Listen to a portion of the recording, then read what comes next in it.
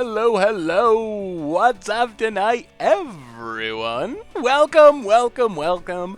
Dusty, Vileshrew, a little cheeky, great alchemist, holy pervness, Tefri, White Lotus. What's going on, everyone? Full load. Welcome to the Fishbowl. Thank you for your subscription. Big Scoops here for our new subscriber. What's going on, everyone? Sarglin from Sweden. Welcome. I know it's late over there. Thanks for hanging out. 595. What's going on tonight? Cantrips, Verima MX, Epithibizin, Andre, ABC King, Gregory. What's up tonight, everyone? Good to see ya. I was missing everyone on Thursday. Oh, the Pro Tour. Oh, that was a brutal weekend. It was brutal. The Pro Tour was awesome. It was so sweet. What's up, Koikin and Duck Love?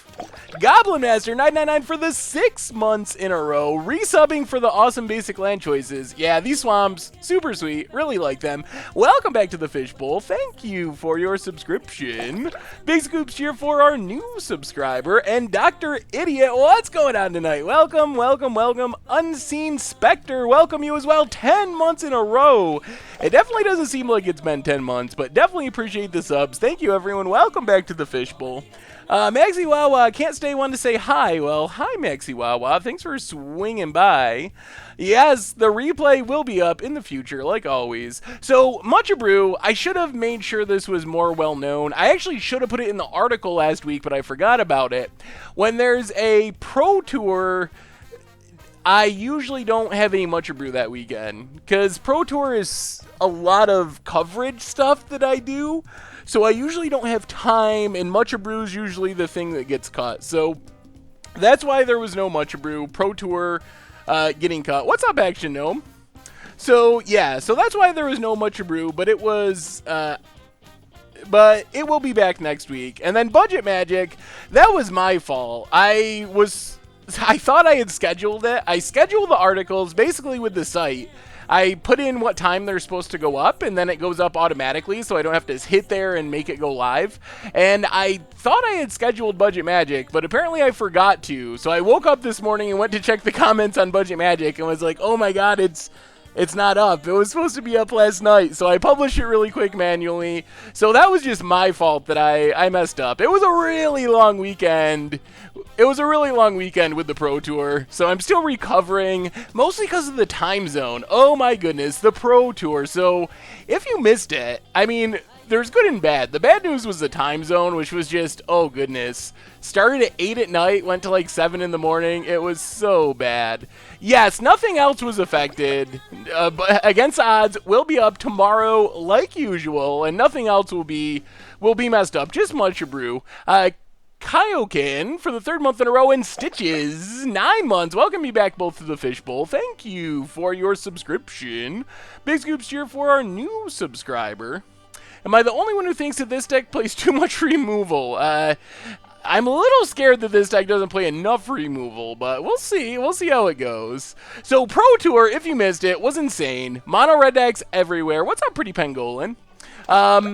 It's your boy Fat Stack. Welcome to the Fishbowl. Thank you for your subscription. Big Scoops cheer for our new subscriber. So Pro Tour was all about mono red. Mono red was insane. As 6 mono red decks in the top 8, counting one that splashed Ammon Eternal, like a tiny bit of black. But it was actually really entertaining. Hey, welcome, Shattergame Cousins. Always good to have first-timers. Good to have you. So yeah, Pro Tour was insane. Mono red everywhere. Major punt in the top 8, which was absolutely brutal. It was in a game 5 to go on to the next round, and someone, I mean, it was like something I would do, except thankfully I'm not playing in the top 8 of Pro Tour, because, oh my goodness, could you imagine? Could you imagine my punts in the top 8 of a Pro Tour?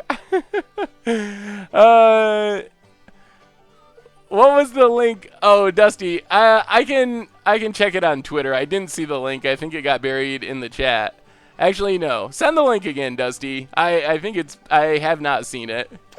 Ziggy Prime, 2 months in a row. Welcome back to the Fishbowl. Thank you for your subscription. Big Scoops here for our new subscriber. Tail feathers! Awesome. I'm excited for the altars. I can't wait to see what they look like. Great, Germ. 10 months in a row. Welcome back to the Fishbowl. And Gregory, for the second month, says, thanks for all the great content. And Zara, for the third month, finally got to get your live stream again. Thanks for all the content. Well, thank you for the subs. Everyone, so many subs to start it off tonight. Thank you, thank you, thank you. That is super amazingly awesome of you. Definitely appreciate it. So anyway, let's do our reminders. We can talk about the Pro Tour as we are madnessing our way through Modern. Can talk about Pro Tour. What else is going on? Commander decks confirmed with Grixis Wizards as the unknown deck. So Grixis Wizards, Mardu Vampires, 5-color Dragon, and Green-White Cats. Pretty good tribal selection. We also kind of got weird confirmation from Magic Online. If you saw the Ixalan leaks from a while ago, Magic Online accidentally released a card name with a big list of promos that were going to be coming to Magic Online, which happened to match up with some of the Ixalan leaks. So I believe that that's probably confirms the leaks if that's something that you're into. Yeah, Rich's speech was amazing. That was, oh, what a moment on the Pro Tour. I've just never seen a punt of that magnitude on the Pro Tour, but it was a really exciting top 8. Anyway, let's do our reminders. First off, MTG Goldfish Replay YouTube. That's where you can find all the old streams, including this stream in the future. It'll be going up tomorrow. Mash 024, welcome to the Fishbowl. Thank you for your subscription.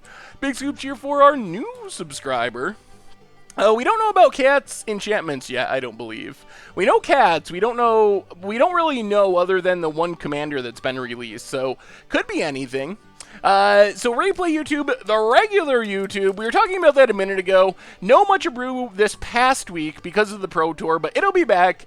Budget Magic was a little bit late because I forgot to schedule it. It went up this morning instead of 11 last night, but it is up, and the deck's pretty sweet. Madcap Gear Hulk Reanimator is the deck we played against on Against the Odds a while ago, or my version of that deck.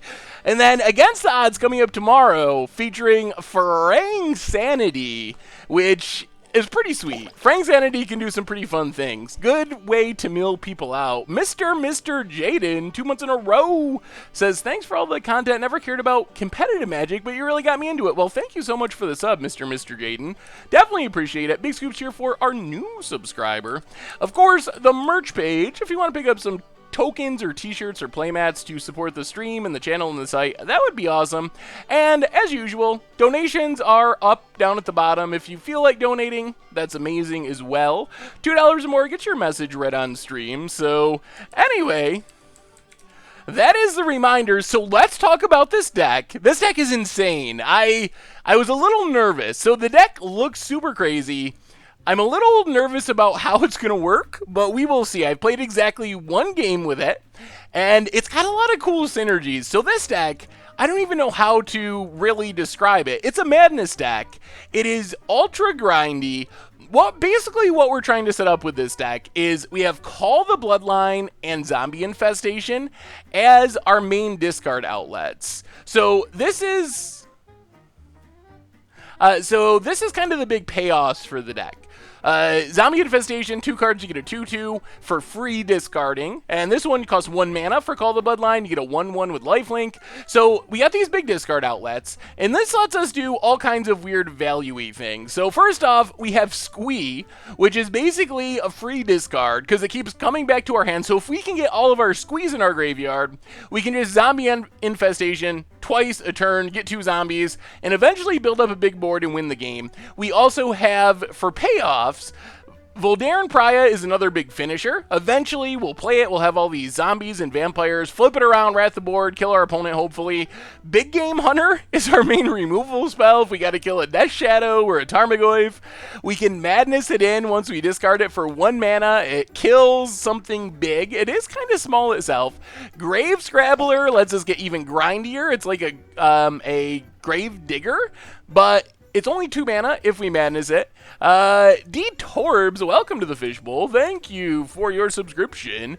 Big Scoops here for a new subscriber. Crypt Breaker, another backup discard outlet. Also, we have some zombies, Engrave Scrabbler, Zombie Infestation to go wide that way. Ruthless Sniper, of all things, lets us eat away our opponent's board as we're discarding our squeeze and stuff. We even have some cards we can't even cast. We literally do not have the mana to cast a Lingering Souls or Driven, but we can discard them, and we can despair our opponent to make them discard their hand. We can flashback our Lingering Souls. We got 1 Dark Blast for a little dredge action, and a single Fatal Push, because you never know when you'll need the single Fatal Push. And then the Lilianas. Our mana, all black and red. No way to cast the white or green spells, this deck. And then the sideboard, we get a bunch more discard. We get more Dark Blast for creature matchups, another Lingering Souls, couple of Blood Moons to get our opponent, and then some Graveyard Hate. So this is what we're battling with. Yeah, 1-4 was my prediction. I don't know. When I look at this deck list, I have, like, explain to me how this could ever beat Tron. I can't think of one card in this deck that is even sort of a little good against Tron. Mr. Panda, 10 months in a row. Keep going, Seth, you're the best. Well, you're the best too, okay, Mr. Panda. Thank you so much for the resub. Definitely appreciate it. Big Scoops here for a new subscriber. So I just don't understand. I feel like if we're playing against mid-rangey decks like Abzan and Jund and stuff, we can probably really grind like crazy. But if we're playing against like a combo deck, what do we do against a combo deck? We play our Ruthless Sniper and beat you down? Like, I don't understand. So hopefully it works way better than I'm imagining, and it's just like the sweetest thing that I've ever seen. Like, it has some really cool synergies, but we'll see. I'm nervous. I'm keeping my fingers crossed, but we're going to battle. We're going to do a friendly Modern League. See if we can win some treasure chests. So, it should be interesting at least. It should be interesting. No Artifact Hate in the sideboard.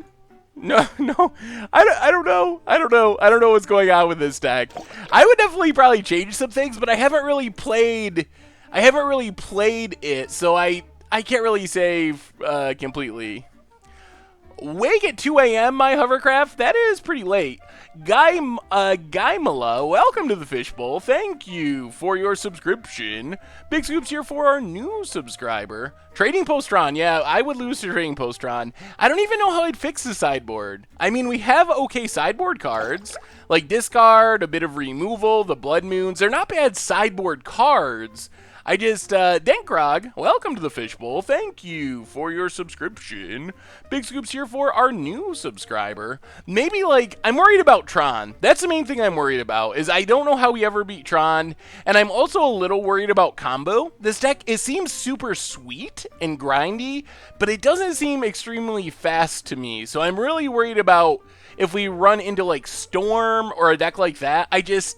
I'm not exactly sure what we're supposed to do in those matchups. Joel, 9 months in a row, says, good luck with the league. Let's hit the 5-0. Well, I'm hopeful. We'll see. We'll give it a shot. We're going to try right now. So it's game time with Red Black Madness.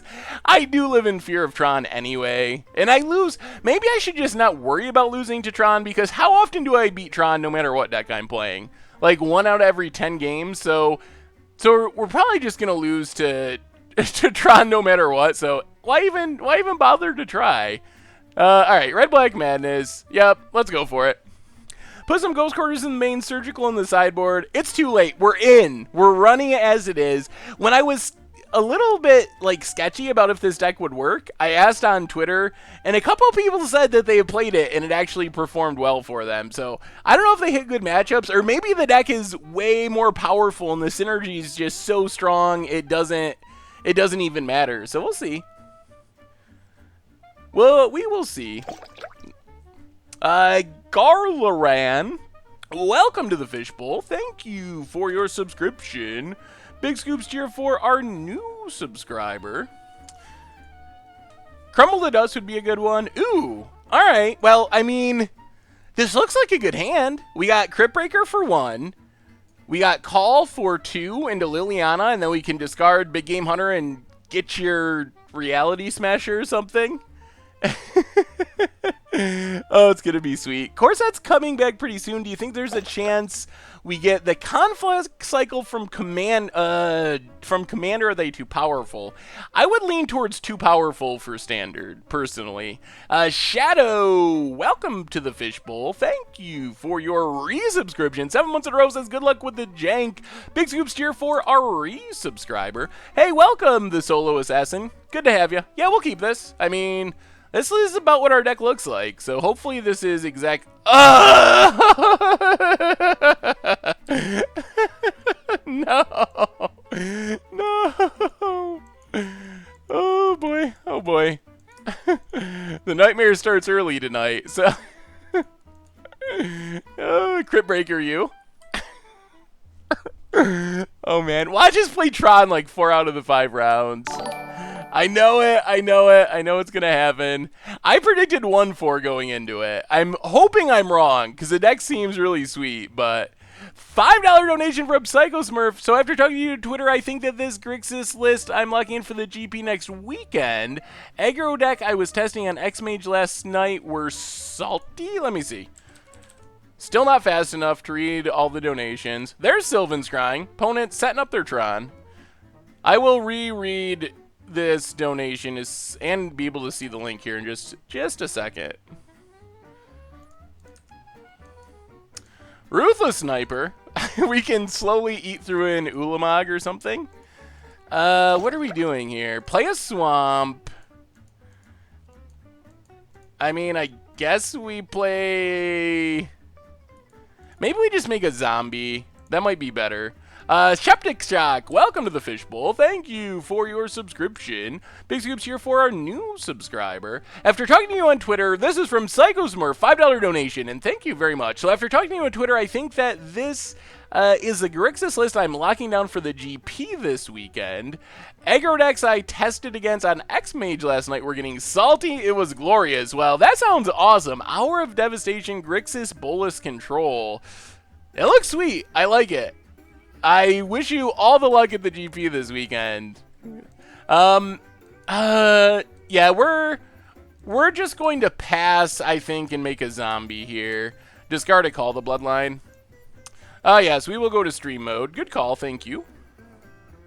Opponent almost to Tron. Stream mode achieved.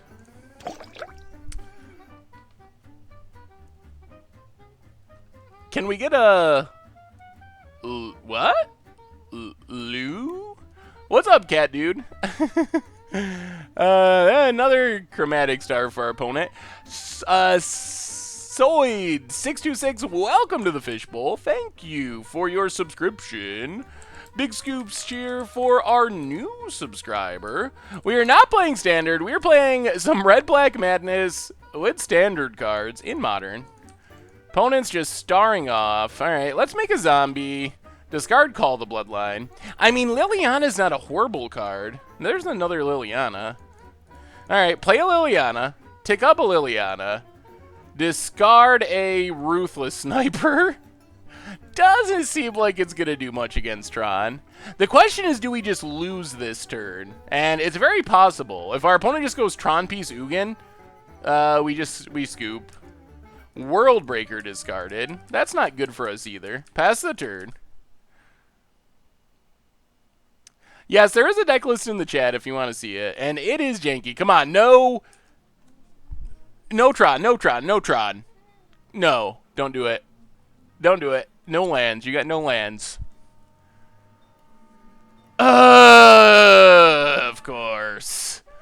Oh, and it's an Oblivion Stone. Well, this is about the worst. There goes our board.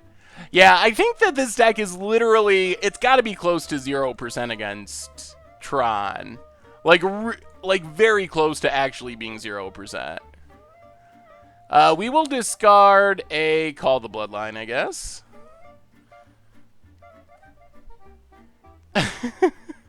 We'll keep fighting for the time being. Our opponent hasn't played anything big yet. The problem is we can never get them off Tron, and we're playing big game hunters. Like, our big game hunter clock is not very quick.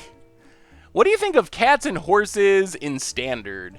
I think you could play a deck with cats and horses. I don't know how much of a tribal deck it would be. There's a World Breaker. Eating our lands. Sure. Opponent has even more Tron. Well, I mean, we can kill the World Breaker with Big Game Hunter. There's no way there's no way. Maybe we can get to Ultimate Liliana somehow. There's a land. So take up Liliana. Discard Big Game Hunter. Getcha. Dason Gonez, welcome to the Fishbowl. Thank you for your subscription.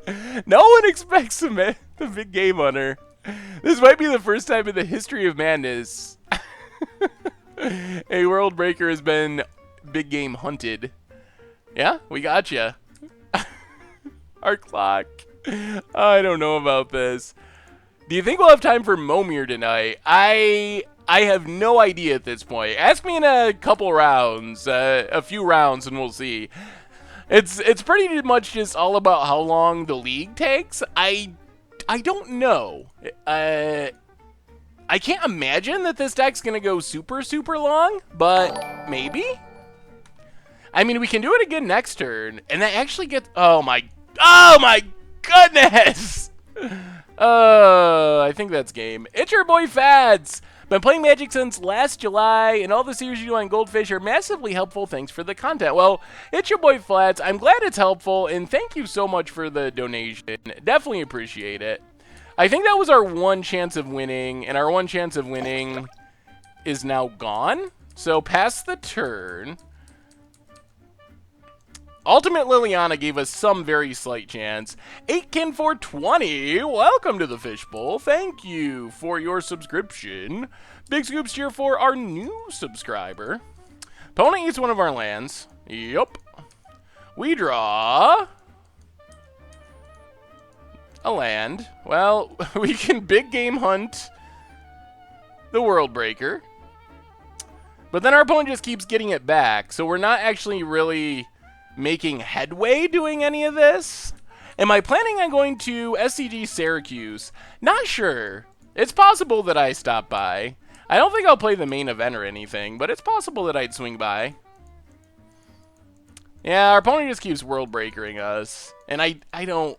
A Chromatic Star. Eventually they're gonna draw Karns and stuff, and oh man.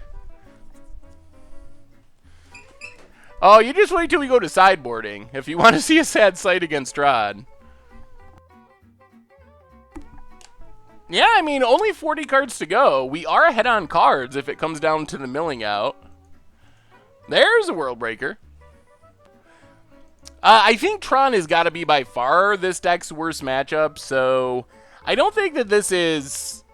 I mean, I think this is just a horrible matchup. Squee doesn't do anything. Pass the turn. Missed Demu, welcome to the Fishbowl. Thank you for your subscription. Big scoops here for our new subscriber. I'm going to Syracuse. It'll be my first Star City event ever. That's awesome. Well, good luck at Syracuse. Still undecided between Death and Taxes and 8-rack, leaning towards 8-rack. Yeah, 8-rack is a fun way to catch people by surprise. All right, we'll take the beats. We should probably just concede. I don't think there's anything we can do that does anything. Like, what can we draw that's relevant? Yeah, I mean, I guess Blood Moon would help in this matchup. That's probably our one somewhat good card. Still, we're so slow that I bet they can just actually just Oblivion Stone us. Like, just naturally with mountains. Yeah, this is another World Breaker. Yeah, we're just gonna scoop. There's not really any sense in running into these World Breakers. So let's take a look at this sideboard. So we get 2 Blood Moons, and that might be it. How? I just don't think this deck can beat Tron. The Curbinator, 10 months in a row. Welcome back to the Fishbowl. Thank you for your subscription. Big scoops cheer for our new subscriber. Have I ever tracked my first Tron record? I haven't actually tracked it. I know that it's not good unless I'm playing a deck that's specifically built to be good against Tron. And this deck, Not only am I playing it, so it's going to be bad against Tron anyway, because I never beat Tron, but I don't care who you are. I can't imagine you beating Tron with this deck. Maybe if they, like, get stuck on one land and mull to 3 or something. I think that's literally the kind of matchup this is. It's so brutal. I mean, I guess we can bring in Thought Seizes. So Squee is a free discard, so we can continually discard it to zombie infestations, call the bloodlines. So we generate a ton of value over the course of a long game by just discarding it over and over again. But I don't know if we ever really get to a long game against Tron is the problem. So we can bring in the Thought Seizes, call the bloodlines, zombie infestation, blood moons. Driven to Despair, I guess, could be good if we can get some early creatures out. Voldaren Prio, we probably got to keep in so we have some sort of clock. There's no way we're going to just outrace Tron with 2/2s and 1/1s. So we might just run it like this. Alright, let's try it like that. Going to Syracuse, bringing Mono Black Land Destruction in fact. That sounds super interesting. Was talking to friends about the possibility of new Eldrazi Titans. Well, it's definitely possible that there's new Eldrazi Titans eventually. Oh, well, thank you, Das Jozen. I'm glad you appreciate it. I have to say, thank you so much for helping me enjoy Magic more. Well, my hovercraft, I'm glad I can be of assistance. All right. Come on, Blood Moon. I don't think this hand can beat Tron. Well, all right, so this hand, we can make, wait, so we play a land, we play Zombie Infestation. We can make 2 zombies on turn 2. That's not going to beat Tron, is it? Screen looks glared. I don't have any idea why the screen would look glared. Tyler the Tree, welcome to the Fishbowl. Thank you for your subscription. Big scoops cheer for our new subscriber. I mean, this hand would be a keep in other matchups. I don't know if this can beat Tron. I don't think it can beat Tron. All right, we got a mulligan. All right, well, we got a Blood Moon. Let's hope like crazy we draw lands and we might have a chance. Shadow Scythe, welcome to the Fishbowl. Thank you for your subscription. Big scoops cheer for our new subscriber. We're keeping it. We only have 2 Blood Moons. It's our one card that's kind of good in this matchup. We can't be greedier than that. Thoughtseize would be good. Our opponent's going to 4?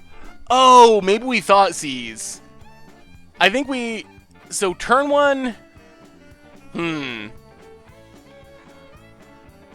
What do we do?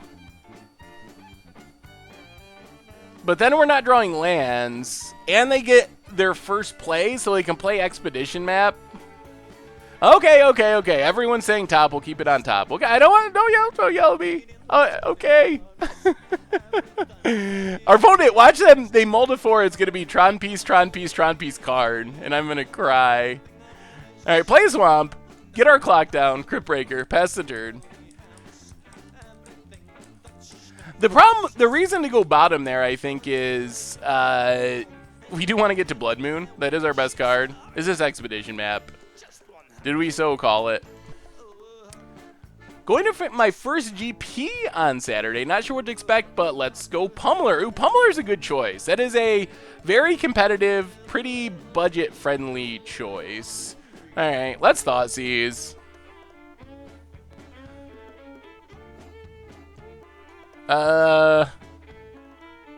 We don't beat any of these things. I guess we got to take the map and hope we can keep our opponent off lands and get to this Blood Moon. We do know there's a Wormcoil coming. Hopefully we draw lands. If we draw lands, we can potentially get to Crypt Breaker drawing, which would go a long ways. All right, Chromatic Sphere. In a land. Oh, man. We're going to... Well, if we lose on the Multifortitron, we'll have confirmation that it's the worst matchup of all time. Oh, there's a land. Okay. So I think we pass, make a zombie, then next turn we can Crypt Breaker draw, and we get a free discard of Squee here. Come on, no land, no land, no land. And no, Minnesota isn't always like, oh, another map. Oh, they're doing it. They're doing it. Oh, my goodness. They're going to have Tron. Oh, no. Well, combo, discard our Squee, get a zombie. Yup, we get back our Squee for free. Thank you, Squee. Another swamp. Well, let's play Crypt Breaker. Play a swamp. Pass the turn. We do need a red source. So we can discard Squee, make a zombie. Draw a card. Look for our red mana. Our opponent's going to get to Wormcoil naturally, though. Which is still pretty bad for us. So opponent gets Power Plant, plays Power Plant, plays oh my goodness. I hate Tron so much. Especially when we're playing this deck. Opponent is X star. And passes. Alright, so discard a Squee, make a zombie, draw a card. Come on, red mana. Lingering Souls. Get back Squee. Yes, please. Not red mana. So play a swamp. Discard, discard. We do need to draw. Hey Seth, you should totally go to the Open in Syracuse. I would love to meet you and say hello. My dad and I are going to our first ever Open. That's awesome. Well, I'll have to see. I might be able to stop up there. I might be able to stop up there on maybe Saturday. I'll have to see if I can do it. We're going to play the swamp. We're going to discard Lingering Souls. Get a zombie. Then we're going to discard Squee. Then we're going to attack with a zombie. And pass the turn. You can just post a link to a deck list, as long as it's a safe Magic site. Alright. Oh!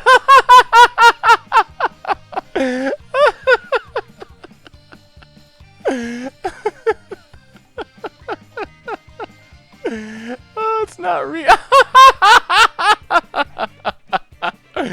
Oh, man. Oh, it is literally the worst. Oh, boy. Yep. Well, alright.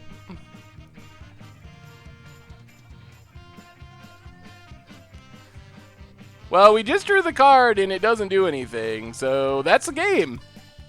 Opponent mulled before, had Tron on turn 5. We saw their hand in Thought Seized and they had nothing. So they drew 2 Tron pieces and a Nugan on the Moldifor. That's not very fun. Yeah, well, I predicted that we'll go 1-4 with this deck, so my hopes, I did say, if you're here in the intro, that the one thing I knew with this deck is there's no way it's ever going to beat Tron. Alright, so, yeah, I mean, this deck literally has 0 cards that are relevant against Tron. So let's hope that we run into a non-Tron match. That would be spectacular. Just like a nice mid-rangey. So this is a good hand. Like, imagine, see this hand, if our opponent's playing, like, let's say Abzan or Death Shadow or something, then this is actually going to be pretty good. We can grind, we got free Squee value, but if our opponent just plays a Tron land, then we hang our head in shame. Alright, it's a forest. Oh my goodness. It's more unfairness. Okay. Well, I don't think this is as bad. Play Bloodstained Mire, pass the turn. It's probably Land Destruction, which is still pretty brutal. Or like Green Devotion. So what's our plan in this matchup? Liliana, I guess, does things. This deck apparently 5-0'd a league on Magic Online. So not a small Japanese tournament deck. Opponent's passing. Alright. Opponent looks like they're mono green. Get a Blood Crypt. Come on, give us something good. Driven to Despair. Driven to Despair. Okay. Well, call the Bloodline. So we could empty our opponent's hand. I guess that's our plan now, is discard stuff, make vampires, Mind Twist. There's a Nykthos. And yeah, I don't think it's Ponza. It looks like Mono Green Devotion. Burning Tree. That's a combo with Nykthos. And oh my goodness, Garrick. We do have one fatal push in our deck. A single fatal push. Are we just dead already? Opponent passes. We get a swamp. So I mean, I guess we just gotta Liliana this Burning Tree to kinda sorta keep our opponent off mana. Although they still have a ton. 1, 2, 3, 4, 5, 6. Wait, 1, 2, 3, 4. Yeah, they probably still just kill us, but I think that's what we gotta do. So play a swamp, play Liliana.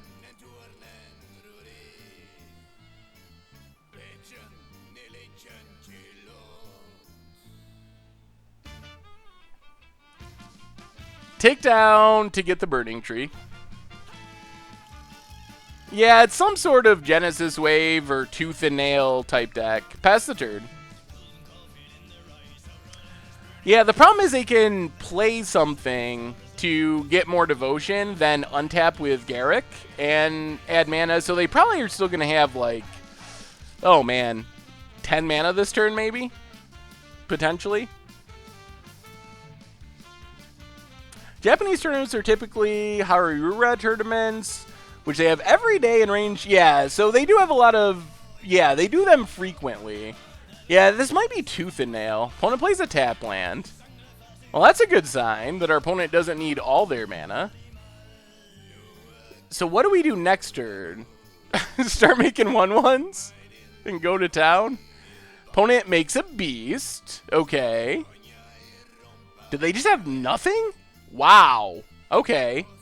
Well, that went as good as it could possibly go. It could not go any better than that. So, take up Liliana. Discard our Squee. It's a combo. Opponent discards. I mean, if our opponent has nothing big, then we're probably in okay shape. Especially since we're going to be able to Driven to Despair. They discard another Garrick. So now we call the Bloodline, discard a... probably a Swamp. Play Blood Crypt, tapped, pass the turn. Why didn't you try Lost Oromancers instead of Zur with Solemnity? So I tried Lost Oromancers. The problem with Lost Oromancers is we want our tutor effects to get Solemnity, and Lost Oromancers only tutors if we already have Solemnity. So that was the problem I found with trying to use... Oh, our opponent drew something huge. That was the problem I found with trying to use Lost Oromancers. Well, we get to discard on our opponent's turn, and by not discarding the Alright, good game. Yeah, that's game. How did our opponent do nothing last turn and then win this turn? So here comes Emrakul, and also Xenagos, and we scoop it up. Whew! Yep. So, there's no way we're ever going to, yeah. What? So, how is there possibly a punt there? So if you're talking about Driven to Despair, we're discarding again on our opponent's turn with Call the Bloodline. If we discard Driven to Despair during our turn, then our opponent knows that we have a Driven to Despair, and they could try to play around us mind-twisting their hand by making creatures instead of, for example, untapping with Garruk or something. So I think it's 100% correct to, since we're discarding twice, to discard the Driven to Despair at the end of our opponent's turn so they don't have that information when they're making their plays. So that was my thinking with waiting to discard Driven to Despair. All right, on to sideboarding. The Canadian Wanderer, welcome to the Fishbowl. Thank you for your subscription. Big scoops cheer for our new subscriber. All right, so Mono Green Devotion. I mean, I guess we bring in Thoughtseize. That seems like a good card. Unfortunately, Grafdigger's Cage doesn't actually work. The creatures go from Tooth and Nail, go into our opponent's hand, and then to the battlefield. Yeah, I'm predicting 1-4. I'm going to stick to that. That it's probably a 1-4. The song should change in just a second, I believe. I don't think Blood Moon is actually very good. Like, it stops Nykthos, but that's all. I don't think it's worth Blood Mooning just for Nykthos, because they make so much mana from ramping. I think Collective Defiance is pretty good. Stuff that's not good. Ruthless Sniper actually can pick off little creatures. Fatal Push, we can't get rid of our one removal spell. What do we cut in this matchup? Maybe Big Game Hunter is not good. Collective can kill a creature, though. Yeah, probably Big Game Hunter goes. That seems not very good. Because once they're getting their big stuff, we're just dying anyway from Tooth and Nail. Probably have to go down maybe the Driven to Despair and one more cut. Maybe one Ruthless Sniper? I guess? Yeah, let's try it like that. I think we need Lingering Souls because we actually do have to kill our opponent somehow. we need all the ones we can get to have a chance. All right, we get to play first. Yeah, we can't keep this. If we had another land or two, it might be good. So we'll ship it. Well, we're gonna keep this one lander because I don't think we can go to 5. It's somewhat functional. We will just call the Bloodline to the bottom. So our hope here is we draw a land, can Zombie Infestation off the Crypt Breaker to start to draw cards maybe. That's sort of a plan. I played Frontier this weekend, won turn 6 with Pyromancer's Goggles and Fall the Titans. It's pretty sweet that those type of synergies are still playable. Moto. Oh man, Moto. It does say in the chat, scryed to the bottom. So we I swear that Moto does that with scrying sometimes. We have 2 in our hand. We had 1 on the top of our deck apparently that we scryed to the bottom, and then apparently the last copy was the second card down in our deck.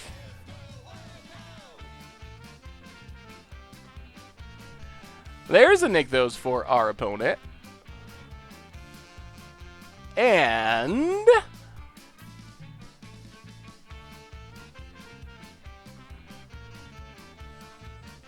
Arbor Elf.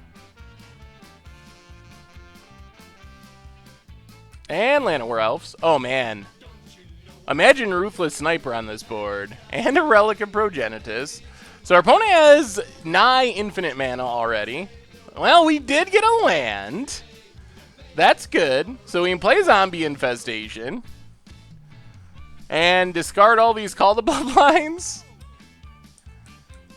Oh, this deck will never beat Tron King. It is, I would say, 95-5 in Tron's favor. There's the odds are so incredibly slim. So if you have people playing Tron in your local meta, I would never consider this deck if there's a lot of Tron. Or at least, like, make the deck so there's some sort of chance to play against, to fight against Tron. We lost to Tron in round 1. I just fell in love with Mirage Mirror in my limited game instead of stopping my upkeep. Mirage Mirrored my opponent's Locust God, made a Locust, killed the God. That sounds pretty awesome. Really, opponent? Opponent untaps, taps. Taps. Llanowar Elves.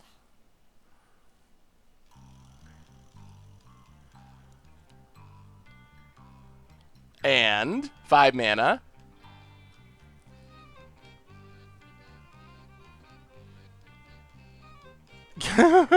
Garrick. Okay. Untaps lands. Oh my god. Our opponent mulliganed to 6 too.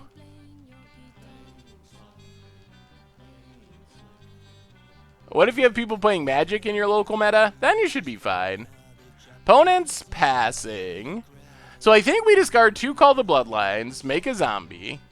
At least we can try to attack Garrick. I don't think we make one more because we would... Well, I think we do want the Liliana, maybe. 1, 2, 3, 4, 5, 6, 7, 8. Is it worth going empty-handed? Well, I guess we can go empty-handed and draw a card. And then attack Garrick. I guess that's the right thing to do. I was thinking Liliana getting the last card out of our opponent's hand might be relevant. I will say that the zombie tokens with this deck look super sweet. More Crypt Breakers. And a Swamp.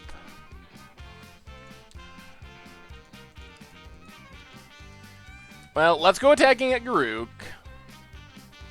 Or Garrick. Attack a deck. Draw the deck after the game and check the scry, assuming you don't shuffle. Opponent blocks. Alright, keeps 1.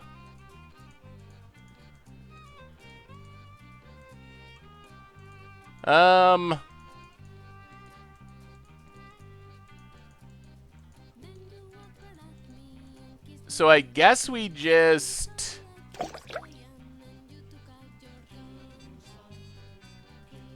play the Swamp and pass? J Mob Man, welcome back to the Fishbowl. 5 months in a row, thank you for your subscription. Big scoops here for our new subscriber.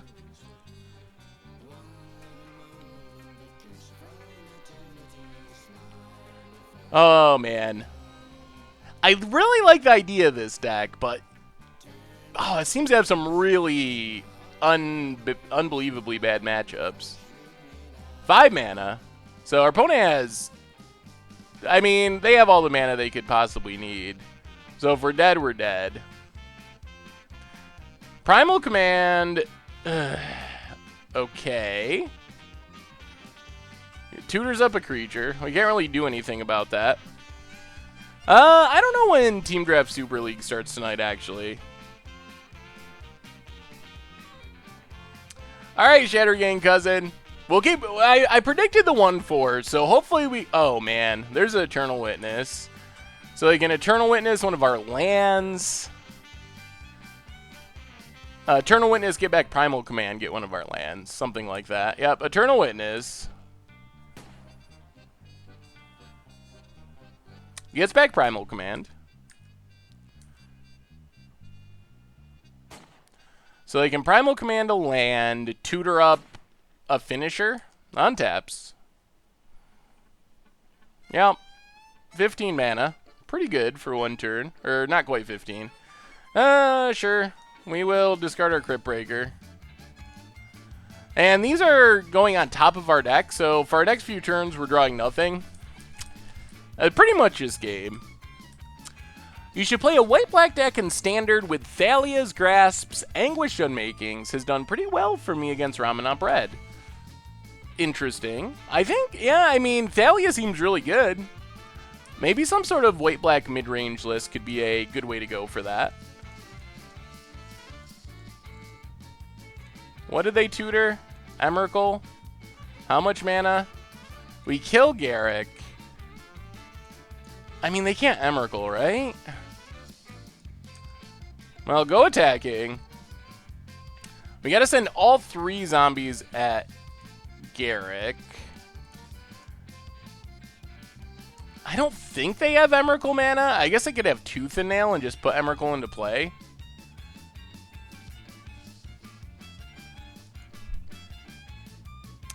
Have I tried Red Black Burn with Vexing Devil and Claim to Fame? I have not. I don't really enjoy, for the most part, playing Burn. So I don't play Burn very often. But I did see someone posted a video of it, and it looked cool. I mean, yeah, I mean, it looked interesting. I guess I'd have to play with it to get a feel for it. It seems counterintuitive to me that you'd want to play something that doesn't always deal damage when you could play something that does always deal damage in Burn. In the Claim to Fame case, I can imagine it being like a pretty awkward top deck if you're cutting just a 3 damage burn spell, but it does seem like it has some high upside when you get back something with haste and just surprise your opponent out of nowhere. Oh my goodness! Oh boy, we are maybe the unluckiest, I think. Our opponent top decked at least one of those cards, because they did have those cards in hand.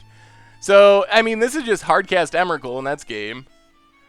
Well, we're on the path to the 1/4, and we haven't even got the 1 yet.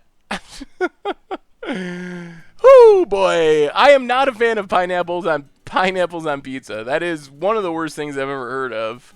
All right, well. I don't know if this deck's going to win a game. We got to hit a good matchup eventually. Someday we'll hit someone that's just playing a normal, fair, creature-y deck, and that's when you'll get to see our 1/1 shine. Oh, boy.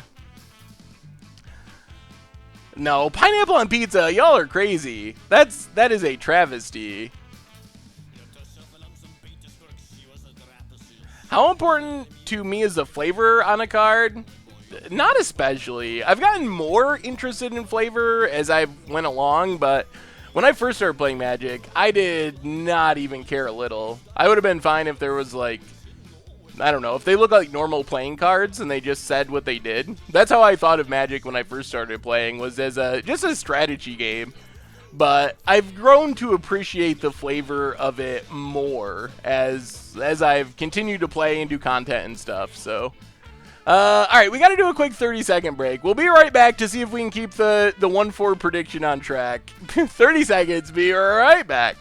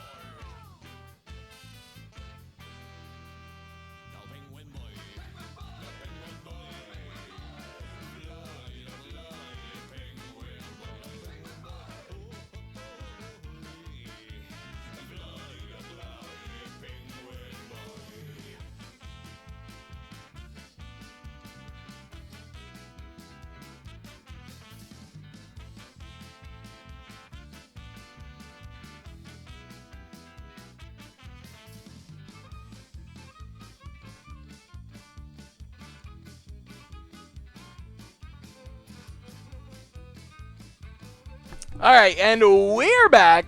So, did all you watch the Pro Tour? How many of you actually stayed up through the middle of the night to watch Pro Tour Hour of Devastation? Are we still talking pineapple? Really? I didn't think anyone liked pineapple. The worst is Canadian bacon. Canadian bacon, that is equally bad as pineapple. That, I don't even know, is Canadian bacon even a real meat? Seth subs didn't pop up. Oh, if there was a sub that didn't pop up, let me know. and I will give you a shout out. They should pop up. They were earlier. Huh. Well, let me know if there's a sub that doesn't pop up. The artist is Freak Fandango Orchestra of the last couple songs.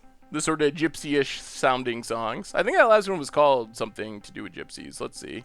Oh, that was a Russian circus story. And before that, there was the gypsy song.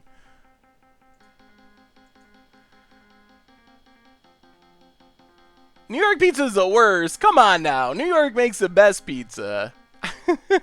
Alright, come on, deck. We got to get our 1/1/4.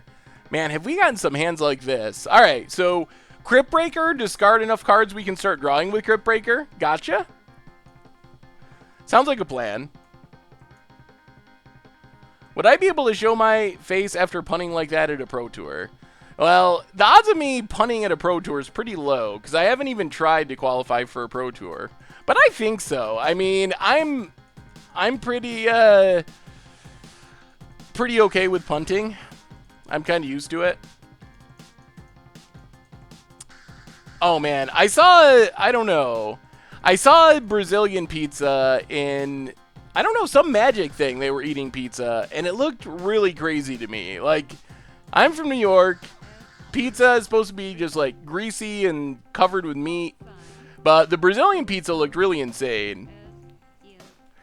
Oh, not Boggles. Please. Random creature deck. All right, Noble Hierarch. So, probably not Boggles. That's a good sign. All right, maybe this might be our next chance to shine. Hopefully, this is just a fair deck, not doing anything dirty. So, let's play a Swamp. Play Zombie Infestation. Pass the turn.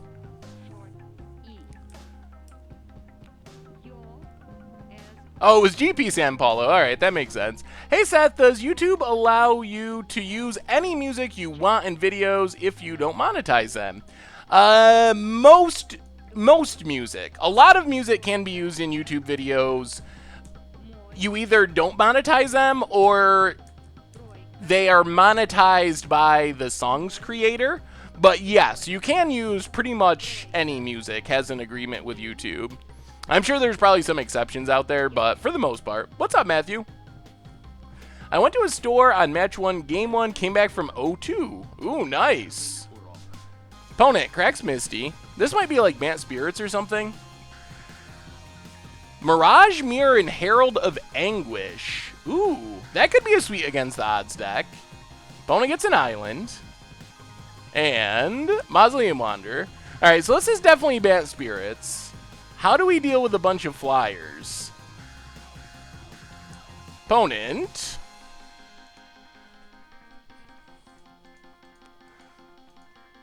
Well, I guess we make a zombie. Discard, Call the Bloodline. Discard, Swamp.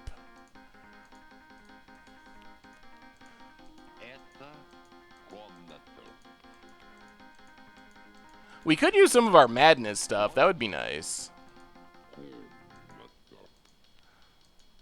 I don't think we discard. The problem is if we discard the last one and our opponent pass Crypt Breaker, then we're sort of like really out of luck. I don't know if that's worth it. So risky.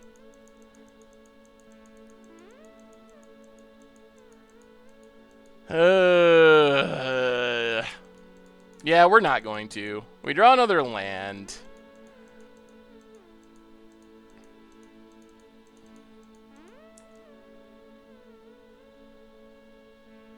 Well, let's... Oh, they could have flash zombies. Alright, let's just pass. Maybe we'll get a window to draw a card. We don't really want to get blown out by chains. Opponent. There's rattle chains. Alright, well, let's discard our lands.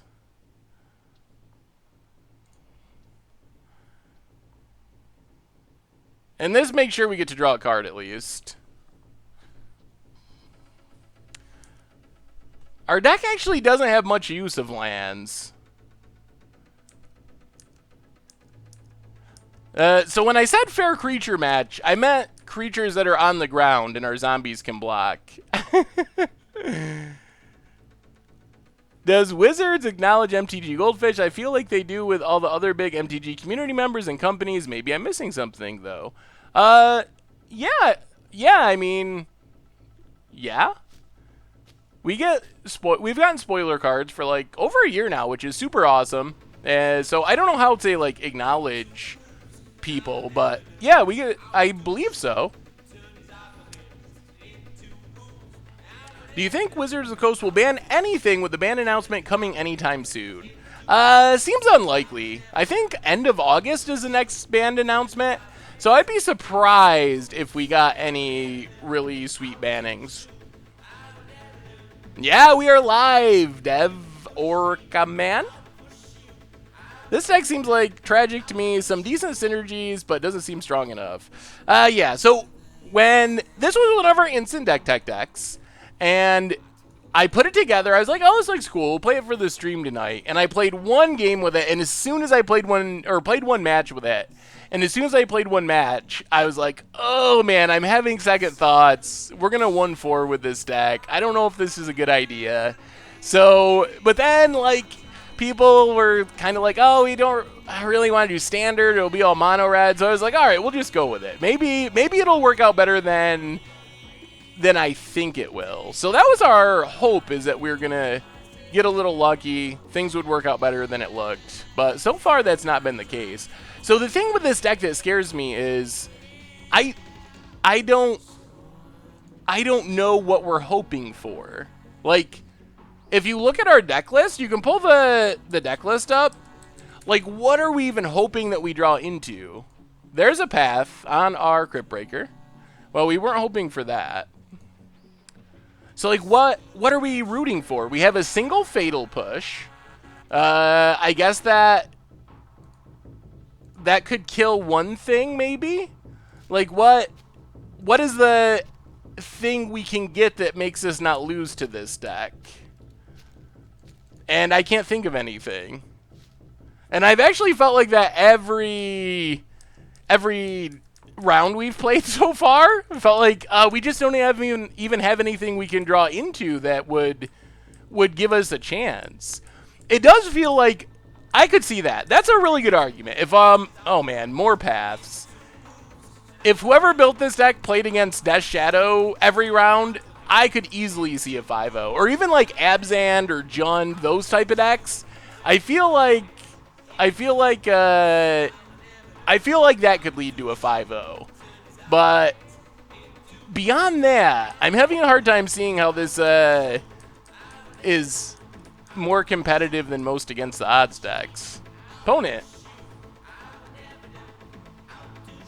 Drogsko Captain. That's speeding up the clock. Well, at least we're going to be put out of our misery quickly by these spirits. It's even a little sad once we sideboard, because I don't think we have anything to sideboard in. Yep. Noble Hierarch. Driven to Despair.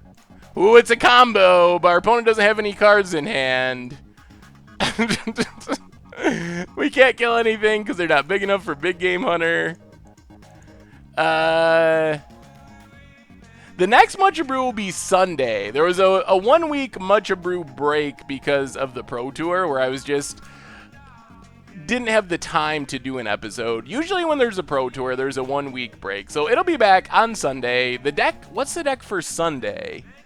Oh, I think it's the Modern Monument deck.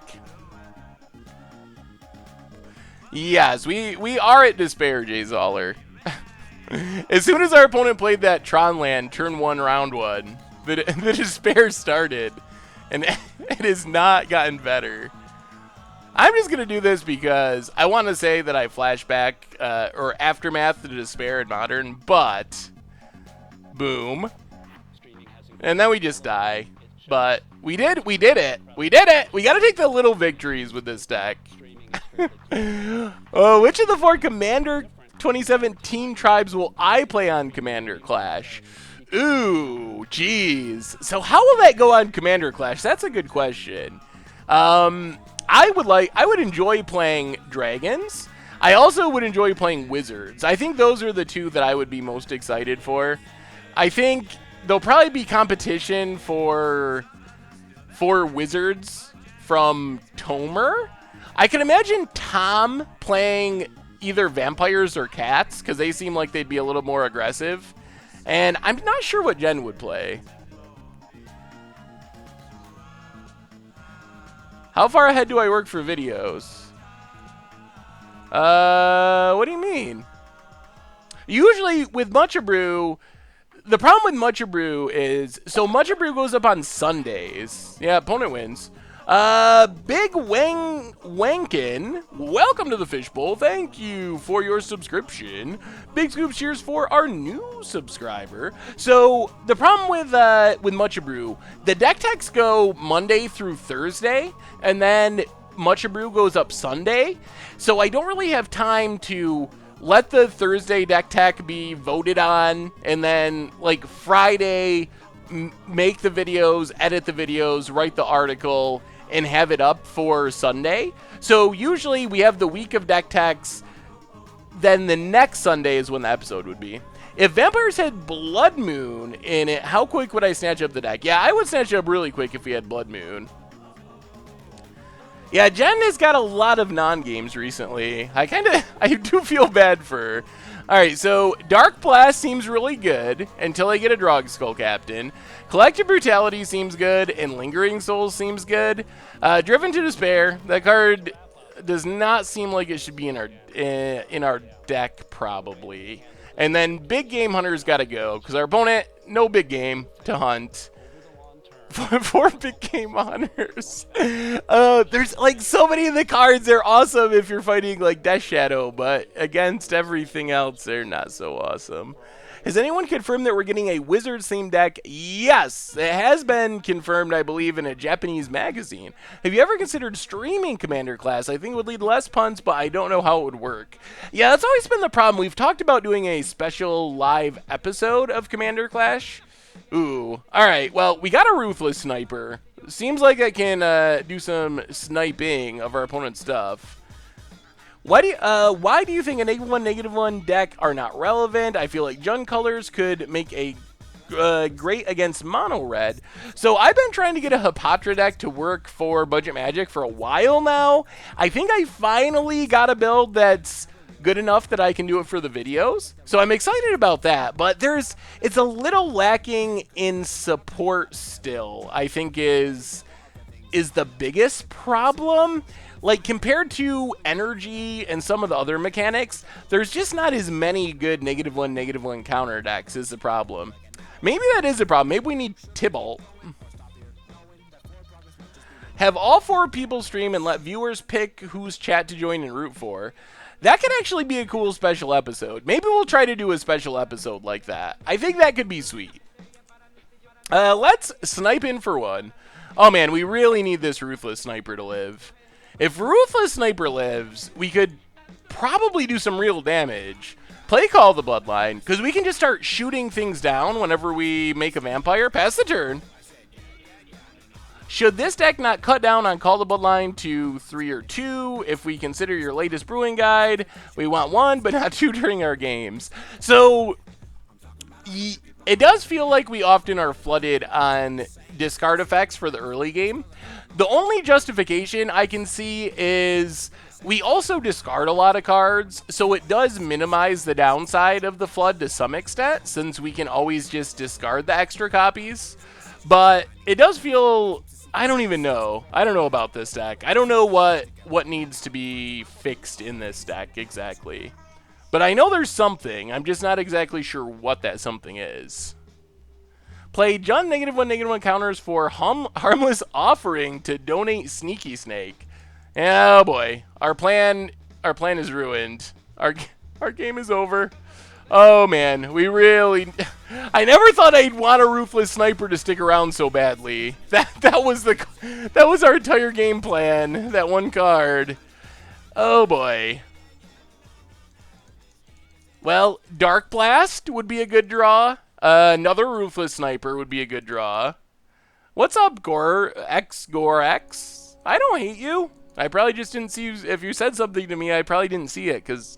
lots of messages and trying to also trying to get that 1/4. We're fighting hard for the 1/4. Why didn't you play Infestation, discard 2 lands, and kill the Hierarch? The problem is you actually have to pay a mana for Ruthless Sniper, so we couldn't kill anything no matter what we played there. And Call the Bloodline's a little better, I think, because it lets us discard 1 card instead of 2. In this scenario, Millbot 3000, 2 months in a row, welcome back to the Fishbowl. Thank you for your subscription. Big scoops here for our new subscriber. Oh, Copter seems awesome. Yeah, this deck definitely should have Copter. Ooh, the net deck. I like it, Flux. Yeah, it seems like a sweet, this or that magic deck.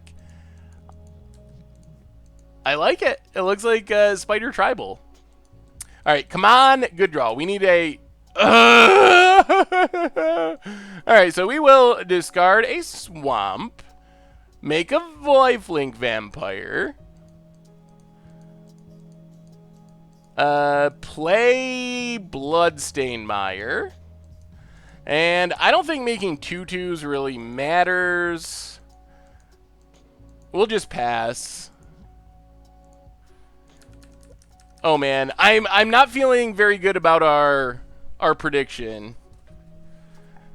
I feel I'm worrying. Oh no. Township? Township. Oh, if our sniper lived, we might have actually killed something. Standards. I bet if we played standard zombies in the modern queue, we probably would have won a game by now. I will admit that. This deck. What's up, Mind Trick?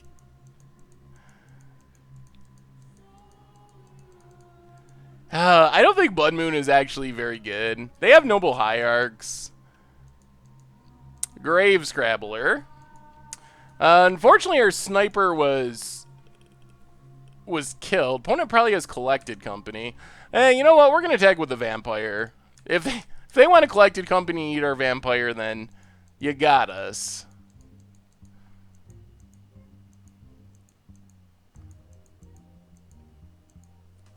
Yeah, maybe that's true, Zach.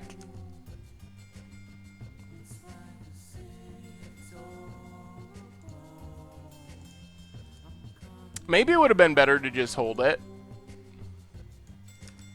I mean, yeah. Play it on turn 3, I guess, would have been the other line. I guess we would have got a piece of value out of it, but it still would have gotten killed most likely, since it's not like we have any other path targets in our deck.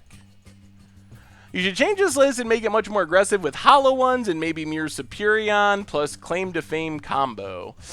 That sounds super spicy. That would definitely be a big change. If you had to pick a tier legacy deck, what would I play? I'd probably play a Leovold deck. If I was going to pick a tier 1 deck at this point, since Miracles isn't really a deck anymore. I mean, I guess you could play the control deck that's like vaguely Miracles-ish, but I'd probably just play a Leovold deck. If I was going to play a deck that was not tier 1, I'd probably play like a mono-red prison sneak attack type deck, kind of like a free win red deck for Legacy. Yeah, our deck doesn't have cards that are relevant here. You know, opponent hits us. We don't have Pyroclasms, Damnations. They have Selfless Spirit anyway, but we don't have cards. All right, we're going to scoop it up. Whoo! Fluctuator combo. If I was gonna play a very rogue deck, that would be a cool choice for a rogue deck. The problem with Fluctuator combo, I've thought about trying to do a video or something on Fluctuator combo. The problem with Fluctuator combo is you only have 4 Fluctuators, and if you don't have Fluctuator, your deck does literal nothing. I mean, I guess you can play like Serum Powders to try to mulligan into them. It feels like it would just be one of those all-in decks, like a Oops All Spells or something. Not only do you have to find Fluctuator, but you also have to not get Force of Willed, and then your deck has to be all cycling cards. So it's a deck that I think could do some cool, like, steal game things, but it's hard to imagine that it could ever win a tournament. It would be a sweet legacy against the odds deck, though. I have Storm on Moto, but I'm intimidated by Legacy. I love the deck so much, though. Well, Storm is a good Legacy deck. Definitely a deck that you should practice a lot to be really good at Storm and successful with Storm. Any spoilers for any potential Fraying Sanity builds? Well, coming up tomorrow on the YouTube channel, Against the Odds, Fraying Sanity. So you'll get to see a Fraying Sanity deck super sweet.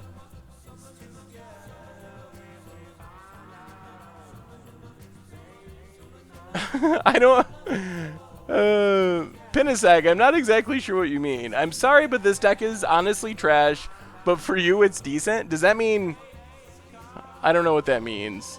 I get that your deck is trash part. Does that mean that the decks I build are so bad it's actually better than them? Or I make it decent? I'm not going to debate the deck is trash part. I think we get a mulligan this. I mean... If our opponent's playing something where Dark Blast is good, it could be fine. We don't have a discard outlet, though, so...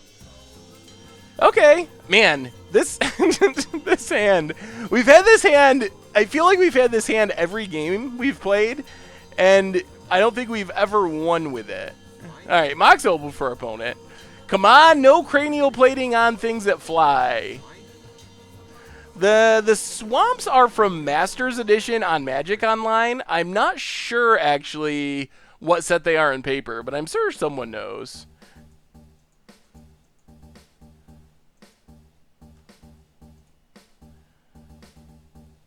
Yes, Tail Feathers. I will get you my address. Opponent, Steel Overseer. Opponent passes. Well, we're a bit behind on board. Ugh, Voldarum Pria. That could maybe let us steal a game. This is the first time we've drawn a Voldarum Pria this entire league. Yeah, Sniper would be, well, I don't know. Sniper seems like he could be good in this matchup, but it would just be too slow against Steel Overseer would be the big problem. Our opponent's creatures would already be out of size by the time we got it down. I think we gotta hope this Voldarum Pria can steal us a game. There's Ravager. That's also pretty good. And pumps everything up. Tyler the Tree. I actually went to get a P.O. box, I think the day before the Pro Tour started. The P.O. started. Before the Pro Tour started, and I happened to be there at lunchtime, so I couldn't get it. So I gotta go again. And actually go there while they're open. The joy of living in the middle of nowhere. Post office is not open all the time. So we get a swamp. What's our best way of doing this? So, zombie infestation. We gotta play a land. Zombie infestation. We can't flip next turn, unfortunately.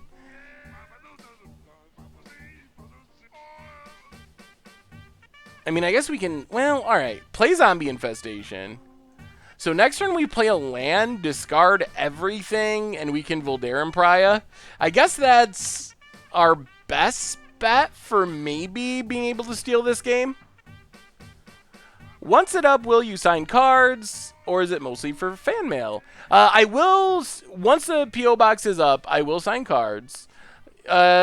Ideally, oh dear. Well, I think our plan is ruined. Oh boy. Oh, the Galvanic Blast. So now we can't flip next turn. And if we block anything, we are even further away from flipping, and we're going to need 2 more draws. Is our opponent just killing us here? Yeah, so I think we need 3 creatures to be able to flip. And we're only going to have 2. Who remembers the coalition victory? Yeah, that was a pretty rough one. Yes, I'm sorry, Midnight Gaming. Well, we're almost done with it, and then I think... I mean, we gotta just... Yeah, I don't know. I am starting to believe that this deck is just super bad. So here we discard, make 2 zombies, play Voldarum Pria. but that doesn't do anything. We'd literally have to chump with Voldaren Pariah and the zombies, and then we just die. We don't have removal. So we're going to concede here. I just want to see if we can win a game with this deck.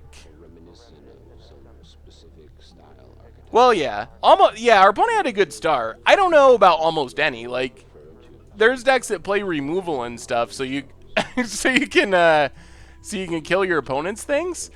We can bring in Dark Blasts, though. Dark Blasts are good. Dark Blasts seem insanely good. Those are probably our best cards in this entire matchup. Fishbowl, welcome to the Fishbowl. Thank you for your subscription. Big scoops here for our new subscriber. Well, we got to see if we can win a game with this deck. That's number one. See if we can win a game with this deck. But then I want to, if we have time, we might do one quick game with the Sultai Reanimator deck in Standard. I haven't actually played any with it yet, but I have it put together. And then close with a game of Momir, I think. So I think that's our plan. Big Game Hunter does kill stuff if our opponent goes all in on Ravager. It's like so weirdly high variance. It's going to do nothing a lot of the time, but then there might be a small percentage of the time where it's like the best card in our deck. Well, our cheap zombies don't actually stop 4/4s and 5/5s, though. Luxac, welcome back to the Fishbowl. 2 months in a row. Thank you for your subscription. Says, bad deck, great streamer. Well, I appreciate it. I'll definitely take that as a compliment. Thank you again for the sub. I think maybe we'll go down a couple of hunters.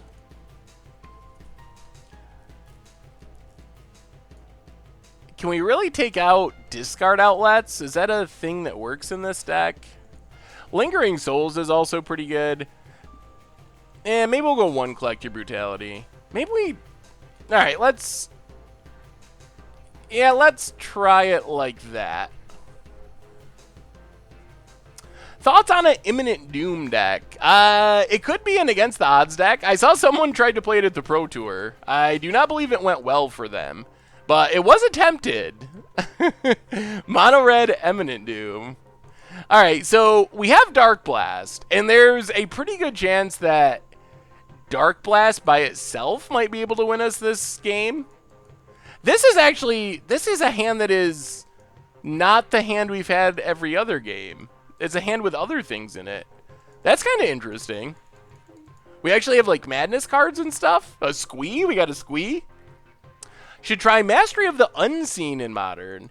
Yeah, I think that there could be a sweet Devotion-y deck. The thing in Modern is, if you're going to go like Devotion and do all that, a lot of times there are just better ways of closing out the game. But it does seem really sweet. There's an Ornithopter. We can't actually Dark Blast Ornithopter. Oh my goodness. Another Ornithopter. Play something we can Dark Blast. Alright, that's something we can Dark Blast. So, Killsteel Overseer. I think we Dredge Dark Blast. We wouldn't mind just getting another Squee in our graveyard. Play Bloodstained Mire, crack Bloodstained Mire. Get a Swamp, and play Zombie Infestation. This hand might actually work. I've been trying to make a Torment of Scarabs control deck work in Standard. What do you think? Well, let me take a look. Ooh. Gifted Aetherborn seems like a pretty good card against the mono red decks. I mean, it seems like if Torment of Scarabs is going to work, that's a good shell for it. 11, Bartok 11. Welcome back to the Fishbowl. 6 months in a row says, love the decks. Keep up the good work. Well, thank you so much for your subscription. Big scoops here for our new subscriber. Opponent has a Ravager and a Signal Pest. Okay.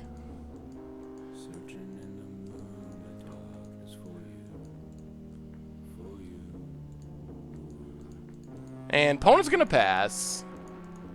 Yeah, the blue-black cycling gift stack does seem pretty sweet. Opponent's going to sack Ornithopter. Interesting. Why? Oh, they're worried about Dark Blast? Okay. So we want to get this big enough that we can... If we get it big enough, we can just Grave Scrabbler it. I think we just untap. There's a swamp. So let's Dark Blast, Signal Pest. I think we're going to actually win a game. It's happening. I think this is it. I think this is the win. Yeah, you could play Call of the Netherworlds. I mean, we're kind of using Grave Scrabbler as the Call of the Netherworlds, but Call of the Netherworlds would also work. Play a land, pass the turn. So now we got a couple of good options. We're definitely discarding something here. Squee plus something. The question is, can we big game hunt this Ravager if our opponent sacks something? All right, opponent gets in with Ravager. Sure. We'll take it. That's fine. Down to 16. How do we feel about Bolas in Standard right now? The format's in like a so-so place. Doesn't necessarily line up that well with Mono Red, but it is a really good finisher if you can get to it. All right, so we will discard a Grave Scrabbler and a Squee. And then we get to Madness Grave Scrabbler, get back a Ruthless Sniper. This is what our deck's trying to do. This is actually exactly like what we're trying to do. So you can see it can do things. It can do cool things. All right, there goes our discard outlet. That is unfortunate, I would say. Well, Grave Scrabbler. Yeah, that is an annoyance. Now I don't know if we can just keep dredging, because we really need that discard outlet. We will get back... We can't Madness. I guess we just got to get back Ruthless Sniper.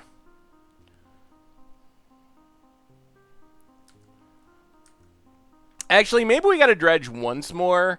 We dredge once more... And then we can kill Signal Pest. Our opponent sacks it, and then we can big game hunt Ravager the following turn. So I think one more dredge, and then hopefully we draw a discard outlet. So we get back a Squee. Yes. Now we dredge a Dark Blast. Ooh, we milled a Squee too. That's pretty much exactly what we wanted. Play Ruthless Sniper.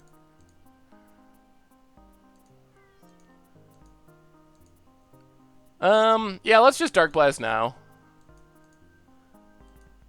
I think we might be winning. I think it might be happening. A game win. A game win. The power of Dark Blast against Affinity. I think Standard's pretty good. I mean, I guess your feelings on the mono red deck probably plays into your... Whoa. Interesting.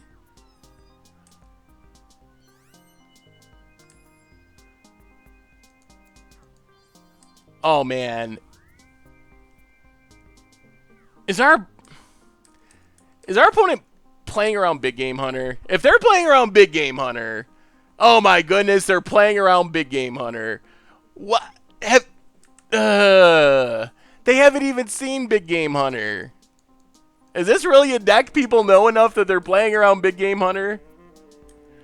Yeah, Diggle Wraith. This deck is dubious. Dubious, I would say. Well, maybe we draw a discard outlet. That's our best bet. I don't think it's worth dredging. Discard outlet, please. It's Black Cleave Cliffs. Well, go attacking.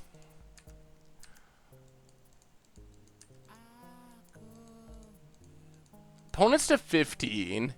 I don't even think it's worth playing Squee. We'd rather discard Squeeze. Oh boy. Well, play Black Cleave Cliffs. Pass the turn. Who plays around? Who plays around Graves, or not Grave Scrabbler? Who plays around Big Game Hunter? No one. No one plays Big Game Hunter. Well, I mean, props to our opponent for playing around it, but good lord. Opponent gets in. So we're taking 4 a turn, which means we're definitely not winning this race. If we draw a discard outlet, we could still be in it. What else could we draw? No dredge. All right, Liliana. Liliana does change the clock a bit. Well, let's go attacking. Hit our opponent. And then I think we play Liliana.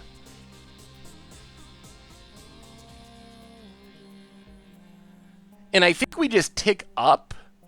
Oh man, please no Galvanic Blast. So we tick up so we can discard Squee.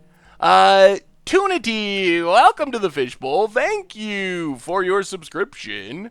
Big Scoops cheer for our new subscriber. Opponent discard Springleaf Drum. We'll put a counter on Ornithopter.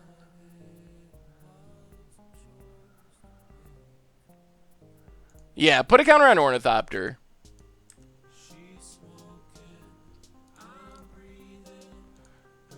Pass the turn. So Ornithopter doesn't deal anything now, and then, yeah, my voice was dying a little bit there for a second. Need some water, maybe. I don't know what's going on with my voice. Frisky Klisky and Procfec, welcome you both to the Fishbowl. Oh my goodness. The deck, the cursed deck, the deck of doom. Thank you for your subscription. Big Scoops cheer for our new subscriber. Yeah? Oh man, it is the deck of doom. Well, our opponent did not tag with Ornithopter, which is nice of them.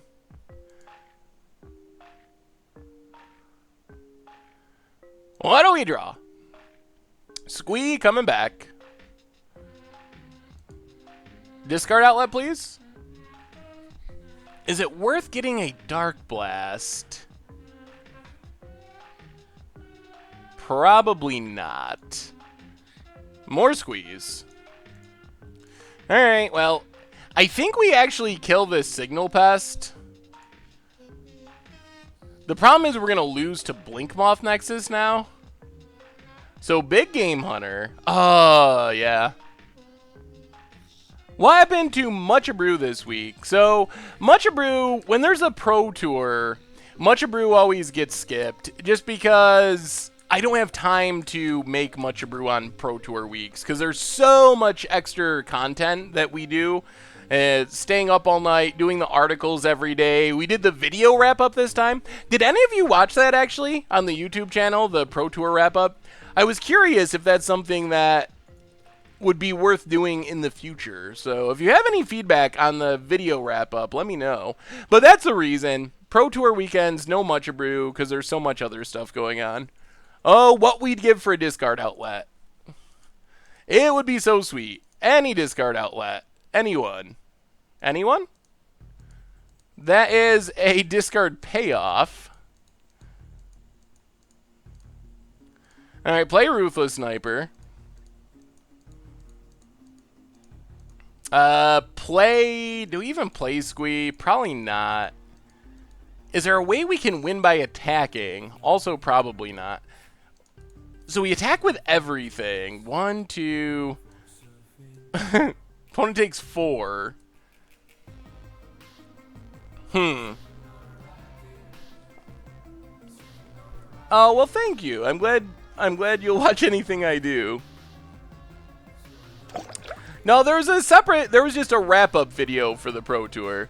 Zandaloff, welcome to the Fishbowl. Thank you for your subscription. Big Scoops cheer for our new subscriber. Yeah, deck's looking a little bit questionable. So if we attack with everything, our opponent eats one of our creatures, blocks here, takes 3, and then we have to chump with Squee. We take 2. But we're losing a creature. I have not seen the new Rick and Morty yet. I need to. I saw one like, yeah. I have not seen the new episode. If one came out Sunday. I have feedback on the podcast this week. Metric equals Imperial System. Like, I lost my train of thought there. Alright, what are we doing? I don't think we can win by attacking. But maybe we have to. Like, what else can we do? We can't lose Ruthless Sniper, though. We need that. I guess we can play one squee. We'll play one squee, pass the turn. And, yeah. I mean, see what happens. So, I guess this is another reason we play so many discard outlets, is our deck doesn't do much if we don't have one. Ah, this deck is so weird.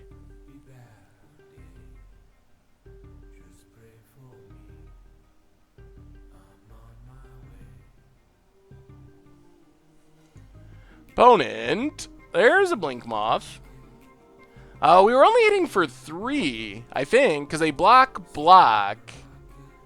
So they block here, and take 1, 2, 3.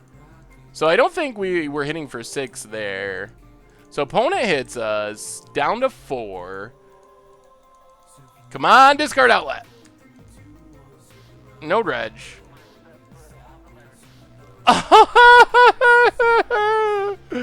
Oh my god.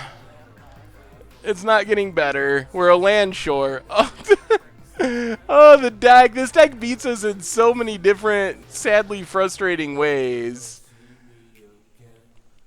Alright, well.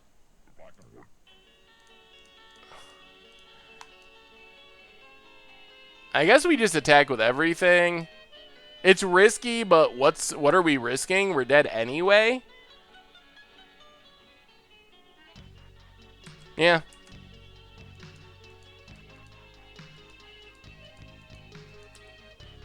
Sure.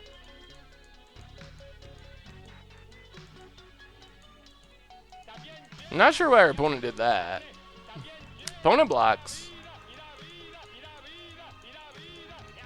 And blocks. Drops to 5. We play another squee. Pass the turn, see if we're dead. We will keep the untapped squee. Whatever happened to Pauper videos? So I'm hopeful that they return in some form, but Jake retired from doing Magic content, and we haven't found a new Jake yet, so that's been the biggest problem. Yeah, Faithless Looting could be a good addition. I'm sure there's lots of stuff that... I'm sure there's lots of stuff that could maybe improve this deck. Opponent... are we getting trolled? Are they actually playing something? Taps for black, plays an opal, taps for black. Vault Scourge, okay. Fires up Blink Moth.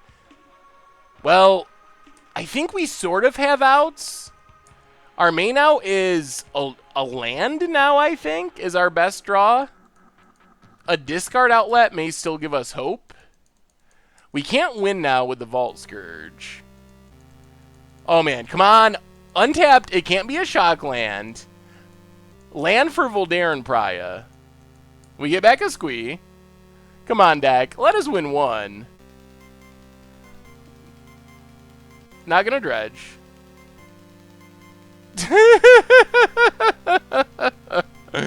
Oh, that's the most this deck thing to have happen.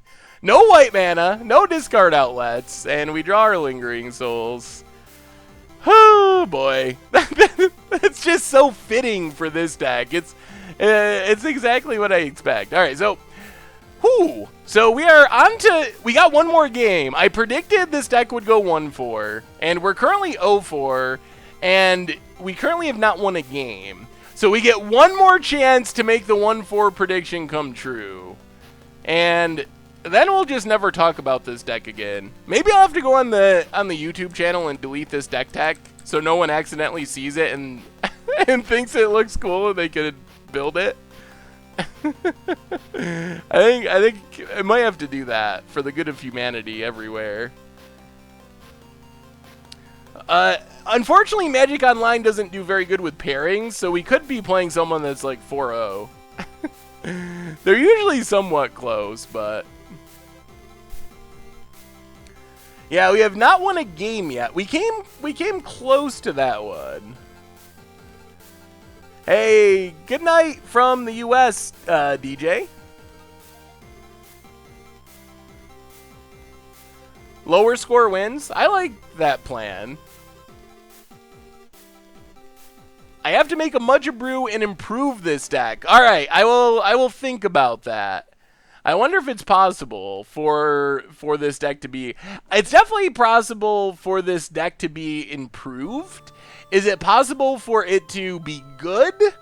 I don't know. I'm going to have to go... Someone said that, like, Corbin played the deck on TCG Player, and someone else did, too. I don't know who the other person was. It might have been Frank for Modern Monday. I'm not really sure. But, anyway, I'm going to have to go look and see what matchups they ran into. Or what I was maybe doing wrong. Or maybe they're just way luckier than me. That's another reasonable possibility. When is the next viewer battle stream? I don't know. I haven't scheduled it yet. But we'll have to do another one at some point before too long. But I don't have one on the schedule yet. Maybe, I think I'm going on vacation the week of the 13th. So maybe when I'm getting back, after I get back from vacation, like towards the end of the month or the beginning of September. Oh, Ross Merriman played it too? All right. Yeah, I'll have to look up some other people's videos. Uh-oh. What are we the only... All right, there we go. Come on, deck. Your last chance to redeem yourself. At least do one cool thing. All right. Okay. I mean, Zombie Infestation can get the free squee value. All right, we can try this. We'll try this. So let's Bloodstained Mire, pass the turn. No Thoughtseize, no Thoughtseize, no Thoughtseize. The worst deck of all time, Bellbatch. No, it's this Red-Black Madness deck that we did a instant deck tech of. And oh boy, is it brutal. Were you actually playing around Big Game Hunter? Because that was very impressive if you were playing around Big Game Hunter. It felt like you were playing around Big Game Hunter. Oh, God. Well, sorry, Zombie Infestation. No, I can see your messages, Paladin. So, I think this is the matchup the deck is built for. I think this is it. I think this is the matchup that this deck is supposed to win. So, I think this is the dream scenario. Unfortunately, we're going to lose our Zombie Infestation that we really wanted.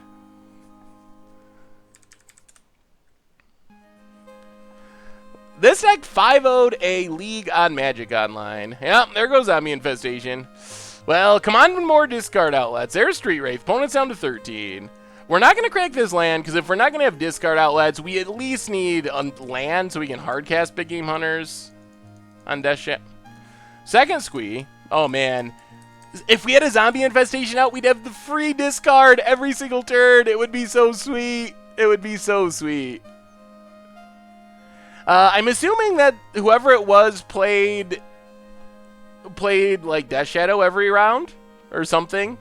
I think this deck could be very good, but only in very specific matchups. Like, if you're playing Jund, Abzan, Death Shadow, like, if you're playing those matchups every round, this deck is probably very strong. Like, it can go long, it's got a ton of grindy value, but if you're playing any other Magic deck, it feels sort of hopeless. Alright, well, crack Bloodstained Mire. Get a Blood Crypt. I mean, we gotta try it. Hopefully... Oh, man. We're gonna get countered, aren't we? You know, it's gotta happen. Because it's been that kind of stream for this deck.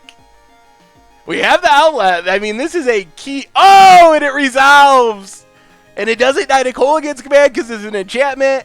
Now we can start big game huntering. All right, we're in business. We're in business. The 1/4 dream is still alive. Live and well.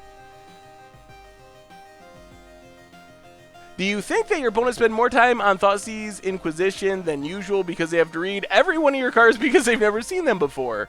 That seems like a pretty realistic possibility. Watery Grave for our opponent, down to 7. Are we just going to die here? If we just die this turn, that would be the saddest of sad stories. Death Shadow. Alright, down to 11. Come on, no second Death Shadow. How is this going to go wrong? How do you feel about Spell Snare in Blue Tron? I'd have to think about the deck list a little bit. I mean, I'm sure it's fine. I would have to think about exactly how Blue Tron works, though, to give you a really good answer. Zombie Infestation. Alright, so it's time to pass the turn. And hope we can big game hunt. That's our plan. We don't really have time to play our other stuff. Opponent has a land. Oh no. Claims a Snapcaster for Thought Scour? Okay. I think this is... I mean, we're going to Hearthstone. We're going to Hearthstone our way through this one. There's the Thought Scour.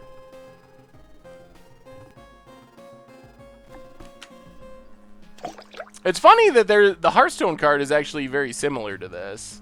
Haste up the Snapcaster. Timothy, welcome back to the Fishbowl. Thank you for your subscription. Big scoops here for our new subscriber. Opponent, gonna go attacking. I think this is fine because we get to discard a big game hunter. Madness big game hunter. They shouldn't be able to counter big game hunter. So Madness big game hunter. I mean, this seems so good in this matchup. Like, unbeatably good. Killed that Shadow. Yup. That must be what happened. They must have just played a lot of Death Shadow in decks like this. Yeah, might have to add a warning to the video so people don't accidentally buy it.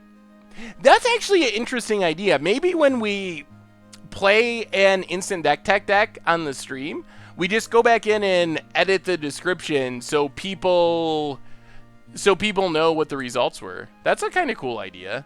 It couldn't hurt. Question will be, do I remember to do it every time? Hopefully. Alright, so now we get a Vampire. Double block. Oh, man. I mean, I think we got a good matchup against Death Shadow. Sure. Down to 12. Ooh, and a land? Oh, things are getting really... Oh, man. Alright, sure. Zombie Infestation. Don't counter it, please. Alright. Yeah, now we're good. Now we're good. We're super good. We're doing it. We're doing it. We're going to get the win. We've lost 8 games in a row, but the tides are changing. Just in time. Opponent Thought Seizes. Yeah, that's what you think, opponent. We will discard Big Game Hunter. Discard Squee. Madness Big Game Hunter. Kill your Tasigur. Oh, man, it feels so good to have it work. Which Commander 2017 Commander deck do you want the most? Probably Grixis Wizards would be my #1 choice. Or the Dragons. Wizards or Dragons are the two. We'll just discard everything. We can't Madness, but that's fine. DS Titan, welcome to the Fishbowl. Thank you for your subscription. Big scoops here for our new subscriber. Oh, Rolsey. This deck is a walking nightmare, unless you play Death Shadow. So, we didn't run into Death Shadow as much as we wanted, but if you want to beat Death Shadow, we got you. We got you. This is the Death Shadow Nightmare. Death Shadow Assassin. Or Hunter, maybe. Death Shadow Hunter. And we actually have our loop. We get back both of our squeeze, which means we can discard more, get more value. This actually feels good. This feels good for once. And a Grave Scrabbler. Even more value. Well, go attacking. Hit our opponent. Oh, you got an answer, opponent? Terminate the big game hunter. Oh, it's... it's the most desperate. Terminate big game hunter is so desperate. Oh! And now we can Grave Scrabbler back... Oh my goodness. We can Zombie Infestation, discard Grave Scrabbler and Squee to get back Big Game Hunter, to discard Big Game Hunter and Squee to kill our opponent's next play. Oh, that's so sweet. Oh, that's so sweet. I mean, it's been a rough one as far as the record, but that... Oh, yeah, we're going to do it. We get to do it. Yes, the synergies. The synergies. Oh, I love it. So, discard Squee and Grave Scrabbler. Oh, it's so sweet. Madness Grave Scrabbler. Oh, the synergies, the combos. It's making all the pain worthwhile. We get back a Big Game Hunter. It's a combo. It's a combo. Big Game Hunter, back to hand. Oh, you know what? I think we will discard Squee and Big Game Hunter. Yes! Madness Big Game Hunter. We got a highlight. We got a highlight. My 1-4 prediction's coming true. We get some zombies. Oh, look. And now we even get our squeeze back to make more zombies. Oh. Oh, that was the greatest. That was so good. And our bonus scoops it up. Oh, we finally did it. The Mike Arnold. You showed up just in time for the one good game of the whole match. We got to win. Welcome back to the Fishbowl. Also, I missed another one. Where is it? Oh, no. Oh, no. I missed a sub.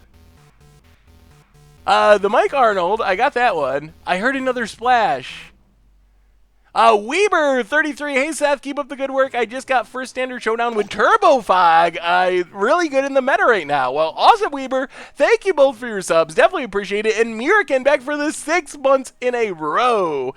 Welcome back to the Fishbowl. Thank you all for your subscriptions. Big scoops here for our new subscribers. All right, let's parlay that into a match win. We can do it. We can do it. We can do it. It's happening. So how do we sideboard in this matchup? Ruthless Snipers seem bad. That seems bad. Blood Moon seems like it could be good. Lingering Souls is pretty fine. Thought Seizes are also pretty fine. Could bring in Graveyard Hate, I guess, as well. Nile Spell Bombs. These are the cards we're interested in. And we go down the Dark Blast. We can go down Driven to Despair. We got to cut 3 more cards. All right, chat. Give me your cutting advice. What do we not want? We got to take 3 cards out of there.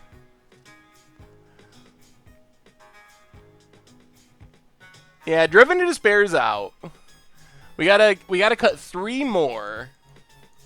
They're playing Claim to Fame. And it also cuts them off of the Delirium to cast Tassigers and so forth. Pariahs, yeah, I guess we can go down to Pariah.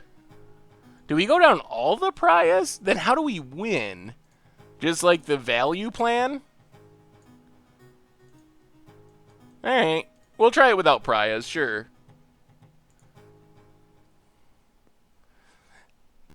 Let's try it like that. Oh man, we gotta win. I'm super hyped. We finally did it. Ooh. Oh, it's the nut draw. If we don't get Thoughtseize, this hand is awesome. We got Zombie Infestation, we got Squee, we got Big Game Hunter. What more could we ask for? Alright, Blood Crypt for our opponent. Untapped. Oh, they have Thoughtseize. Alright, so now we need another discard outlet. Oh, our record is 0-4 right now, but we got a game win. We got a game win. We don't have white mana. We have Lingering Souls, but we don't have any white mana to cast it. Opponent takes Zombie Infestation, as predicted. Oh, we drew another one, and we have a Thoughtseize to protect it. Good game. Thoughtseize our opponent. Take their Serum Visions. All lands in hand. Oh, it is looking up. Come on, fade the discard. One turn. What's your spicy deck, Big Show? I've been playing Gearhulk Reanimator online. It's really sweet, although I got really sucky round where I Cathartic Reunion into Tormenting Voice, Cathartic Reunion and land, then Reunion again into more lands. Yeah, that does occasionally happen, where you just run bad with your card filtering, whatever, but it's a really fun deck. Little concerned about graveyard hate, but it's really fun and budget friendly. We're playing some red-black madness in Modern. Let's Zombie Infestation. Pass the turn. Opponent cracks. Yeah, we could play other mana. We did win a game, Shadow Titan. It's happening. Fenrir, welcome to the Fishbowl. 6 months in a row says, love your content, why no Pack Rat? I guess you could play Pack Rat in this deck, actually. Thank you for your subscription. Big scoops here for our resubscriber. Grixis 3 free 2. Ooh, that is a spicy deck. It's like Grixis mid-range Planeswalkers. I like it. There are 0 white sources in this deck. Oh man, it's blowout time. I feel the blowout coming. Opponent Tassigers. Oh, poor opponent. Poor opponent. I'm so sorry. Our big game hunters have been miserable until you played that Shadow. So that must be what happened. It must be that whoever played the league played Death Shadow a bunch of times. Well, it's been 6 months, so give me 6 more and I'll probably be nailing your name. Scalding Tarn cracks it. Yup. Did you play back during Scar Standard? If so, do you remember Mono White Quest deck? I do remember the Mono White Quest deck. I have thought about trying to do the Quest deck for Modern. I think it could be possible. I don't know exactly the... yeah, I think that could be a good budget Magic option. So hopefully we get to it at some point. Pass the turn. Now we just want Big Game to die so we can Grave Scrabbler it back. So hopefully we can jump. Opponent Thought Scours. So this feels like a matchup that we literally just can't lose. I haven't played that deck yet, Drunk. It looks really sweet. I really want to try it. We actually might have time to play one quick game with it before a game of Momir tonight. So more early game stuff, maybe? That's the biggest thing I thought, is I don't know how the 4-color Reanimator deck keeps up with Mono Red. So maybe more Fatal Pushes or something along those lines. Grimag Angler. Yeah, sure. Thoughts on Troll Worship in the current Moto meta? I think you need Leyline of Sanctities to protect from Collective Brutality type stuff, but I think it can work. So discard Squeeze. So that's a big thing. Have a plan for Collective Brutality, which is most likely just Leyline of Sanctity. There actually may or may not be a super sweet deck tech for a Troll Worship style deck coming out shortly. Had to choose my deck for regional. I thought that the 2 best colors to stay up on Ramanamp Red and Red itself in white. Let me take a peek. Red, white. Ooh. So it's like red, white aggro? I like it. You got some interesting life gain. I have not seen Resolute Survivors. That's an interesting combo with Always Watching. Not sold on Combat Celebrant. Otherwise, I think it looks pretty sweet. I think it could work. I would maybe go towards Magma Sprays as some of your main removal. If you're going to go red, I think Magma Spray is the best removal spell, especially if you don't have black, for fighting the aggro deck. The mono red deck, I mean. But I think it looks good. Alright, let's get back our squeeze. When will I be updating the modern budget magic list? It is on my list for this summer. So hopefully this month, one of the articles... Oh god, that's Crypt Breaker. That's super awesome. I don't think we draw yet. Let's just pass the turn. Oh, the value! How does Death Shadow ever beat us? I don't think they can. I don't think they can beat this deck. Well, if you knew that the GP you were going to was going to be like 50% Death Shadow, I might recommend this deck.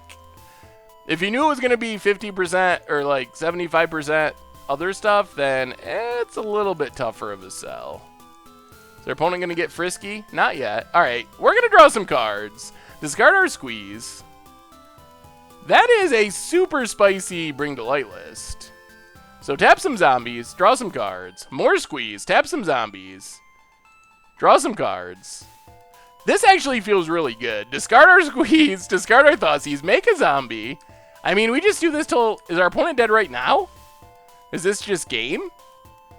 Get back a squee, get back a squee. Get back a squee. Discard our squeeze. Discard our squee and land. Draw a card. I mean, I wouldn't mind just hitting a removal spell. Alright.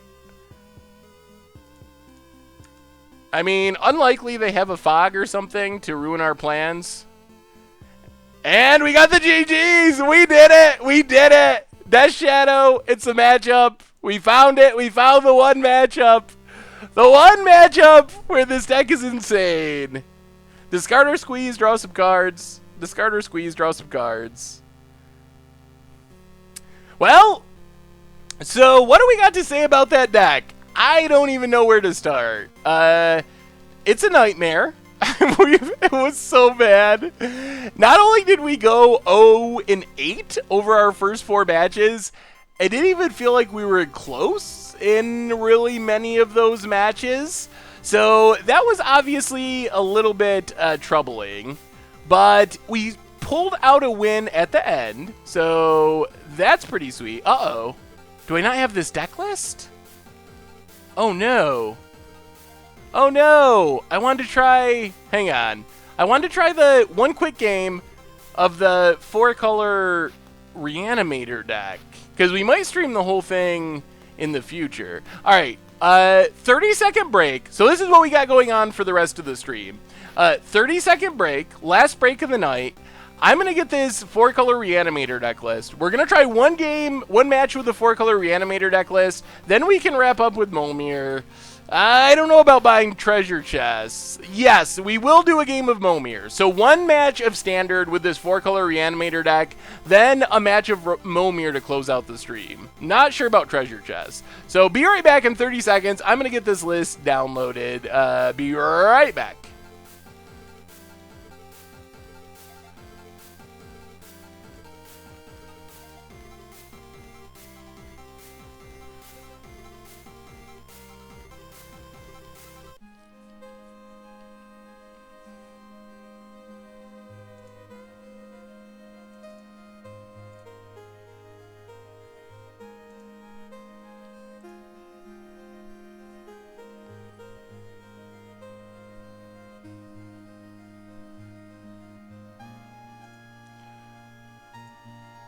Alright, and we're back, and we're ready. So this is the new 4-color reanimator deck.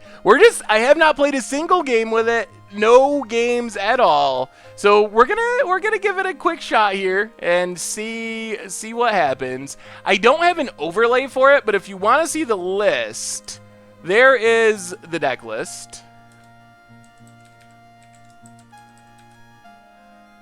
Seth, do you see any potential comeback in old school silver bullet gifts using claims as one of the tutor targets paired with creature answers? I mean, Gifts is really powerful. I would have to think about that specific synergy. Claim. So gifting a claim to, like, give the creature haste, I guess, with Aftermath. I don't know about that in specific, but Gifts is powerful. This hand looks fine. I mean,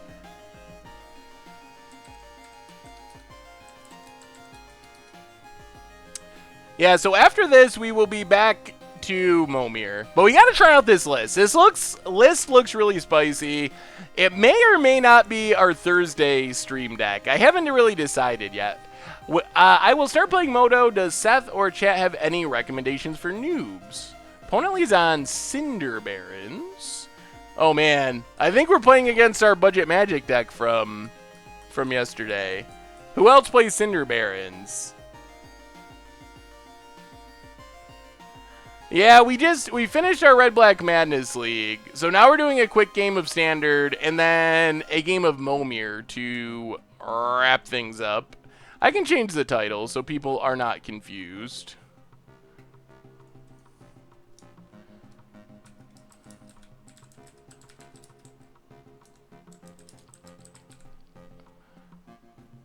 Why not play Haunted Dead and Prized Amalgam?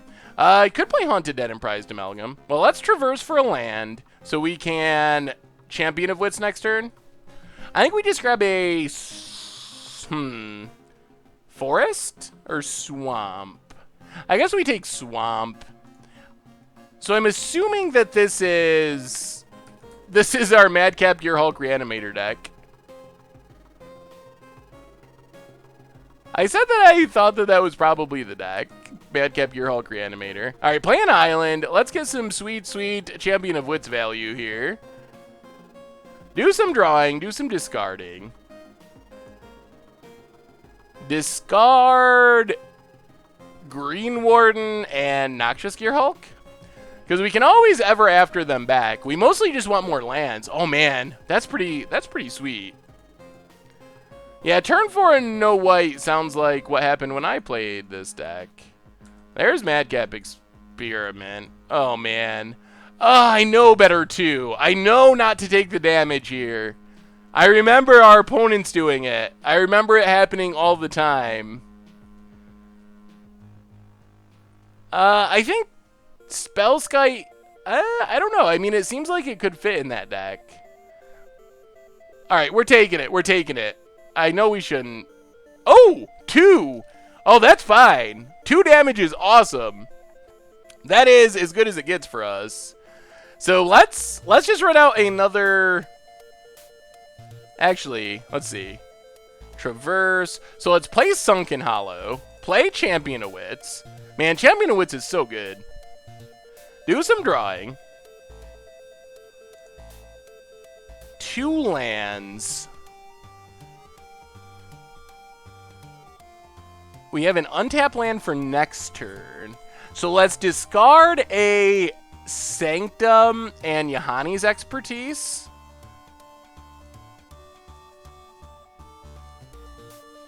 And I guess we can't play a land this turn anyway. So let's traverse. What can we traverse for? Could just get another Champion of Wits. Man, this deck is so spicy. Why do I always play your own decks? It does happen quite a bit that we run into decks that I built on in the queues. Let me see this list. Zondaf. Nevermore's Halo. Oh, Ruined Halo seems like a good addition. Little expensive for the budget, but in a non-budget build, seems really good. I like it. I think it could work. So what are we taking here? The correct choice might just be a Shikana to gunk up the ground.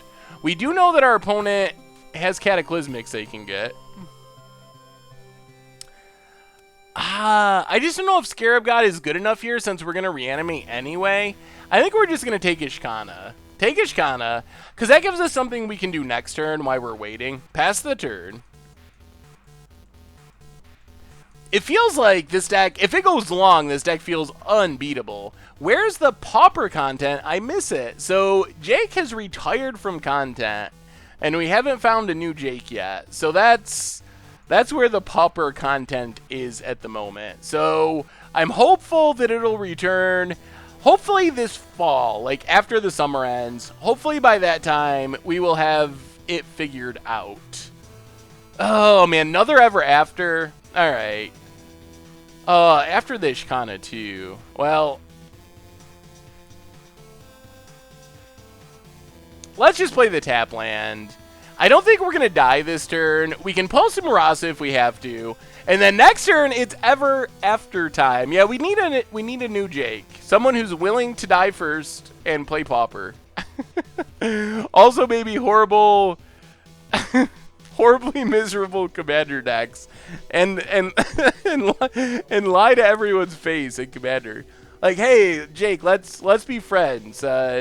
If I do this, don't attack me next turn. Oh, okay, deal. And then, oh, attack you. Haha, you're dead. I lied. Jake. Jake. We're going to keep living on the edge. Sure. Whoo! Oh, man. Our opponent is very unlucky with Combustible compared to us. And next turn is going to be super good for us. Opponent goes attacking. Yeah, do that. We'll block your Combustible. Down to 14.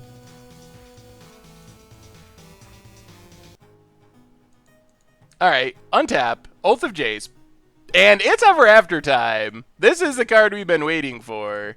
Ever After. Let's get Noxious Gear Hulk and Champion of Wits for now. Oh, man. It's so good. It's so good. Noxious, kill a Combustible. Champion of Wits. Yeah, we'll do some drawing and discarding, if you don't mind. Demon of Dark Schemes discarded, and Ishkana discarded. We haven't found a Razaketh yet. That's the last thing we're missing is a Razaketh.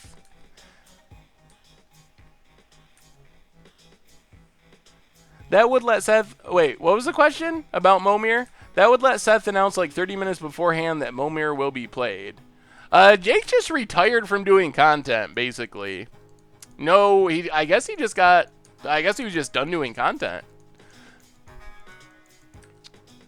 Well, oh yeah, this deck is super spicy. I think this might be the deck, or a version of this deck, is very likely what we'll play on Thursday. I think I might try to... If I get a chance to play a couple more games with it and see if I can figure out the mono-red matchup a little more. But man, this deck is sweet. It is so spicy. I think we'll just Ever After. We will get back a Noxious Gear Hulk and Champion of Wits. Just keep cycling through our deck, I guess. What would Green Warden get back? Green Warden, we could get back Demon. We could get back Ishkana. Demon. We don't have any energy. Demon. When a creature dies, you get an energy. We need a lot of energy, though. Yeah, let's just get Champion of Wits. I think that's fine. Do it again. Run it back. I can put the list in the chat again. Unfortunately, this was like a last-minute thing, so I don't have an overlay. But there's the deck list. So kill Combustible. Do some drawing, do some discarding. Oh, Scarab God, we got there. We will discard the land and maybe the Scarab God, because we can just reanimate it. Actually, let's not discard land. Let's discard the Scarab God. Yeah, all right, and land. That's fine. Kill Combustible. Oh man, this deck is sweet. Snoring Dad, $5. I had to put my fuses on my speakers due to your occasional, oh no. Oh, sorry about that. Did not mean to break your speakers. Anyway, keep up the good work. Well, thank you so much for the donation, Snoring Dad. Really appreciate it. That is awesome. And, oh no. I'll try to be careful with my oh no's. Pass the turn. Oh, this deck. The spiciness of the deck.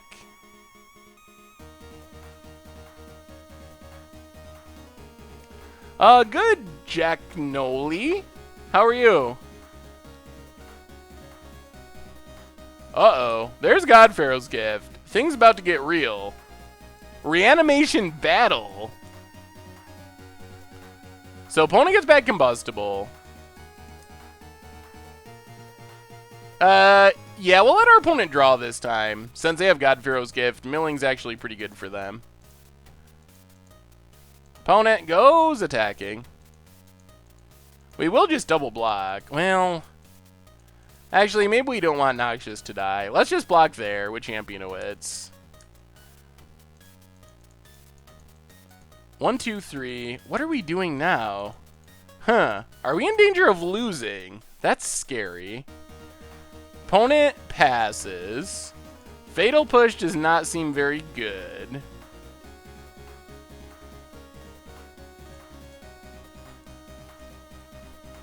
Well, maybe we just play Liliana and reanimate Ishkana for now.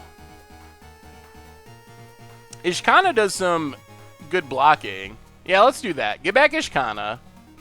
Oh, no! We don't have to... Oh, no! We don't have Delirium? Oh... That was a punt. That was definitely a punt. I just assumed with so many cards in our graveyard that we had Delirium, but we do not. Have you ever thought about doing a stream where you build a deck? Maybe start with whatever card won last week's Against Odds and chat helps you build a deck. Oh boy. Now we might actually be in trouble. Wow. We're going to lose to this week's budget deck. I know we had Delirium before. Oh, it's because we reanimated Gearhulk. Oh, come on. Die. Die to Madcap. Ooh. Okay. Well, that Cataclysmic was actually good for us. And our opponent went to 8. So we're kind of back in this. Yeah, we can't actually push the token because it's converted mana cost of 6. Or whatever the converted mana cost is. So what can we do now? I guess we Oath of Marasa back something. Opponent keeps Combustible, God-Pharaoh's Gift. We keep Ishkana, Liliana. This does get more Gearhulks in the graveyard to come back. So we can get back Noxious, kill our Ishkana. Ugh. Man, that is brutal. Yup. Oh, geez. We're gonna lose. We're so losing here.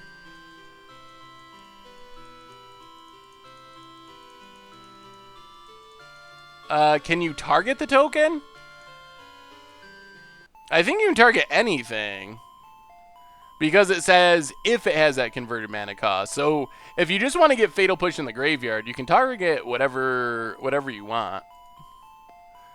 What's our best bet for not losing? I think we play a Forest. We get back Eternalize a Champion of Wits. We shouldn't be dead this turn. So we get to do a bunch of drawing and discarding. Yes. Oh, there's good stuff.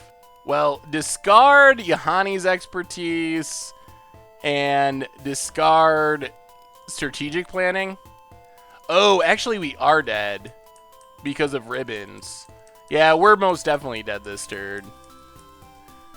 Yikes. Yeah, opponent cycles. Well, hopefully they don't see the Ribbons. What was your question, Darmok? I didn't actually see your question. Yeah, you can target anything with push, but it doesn't actually kill things unless it has the proper converted mana cost or less. Yeah, here comes Cataclysmic. Combustible. Yeah, I think maybe we just scoop. Sure, draw 3 cards. Things were looking good for a minute, but they're not looking good now. I really want to make... Ooh, let me see, Weber. I really want to make Grimlock EDH when Ixalan comes out. Do you think that we'll print more Transformers? I've already thought of a few flavor wins, such as More Than Meets the Mind's Eye and Optimus Primeval Titan. Yeah, we're dead. Alright. Yep, they got us. I guess there's a chance that they would do that in the next unset, but that's probably the only place we would ever see Transformers. Will that happen? Not 100% sure. It could happen, I guess.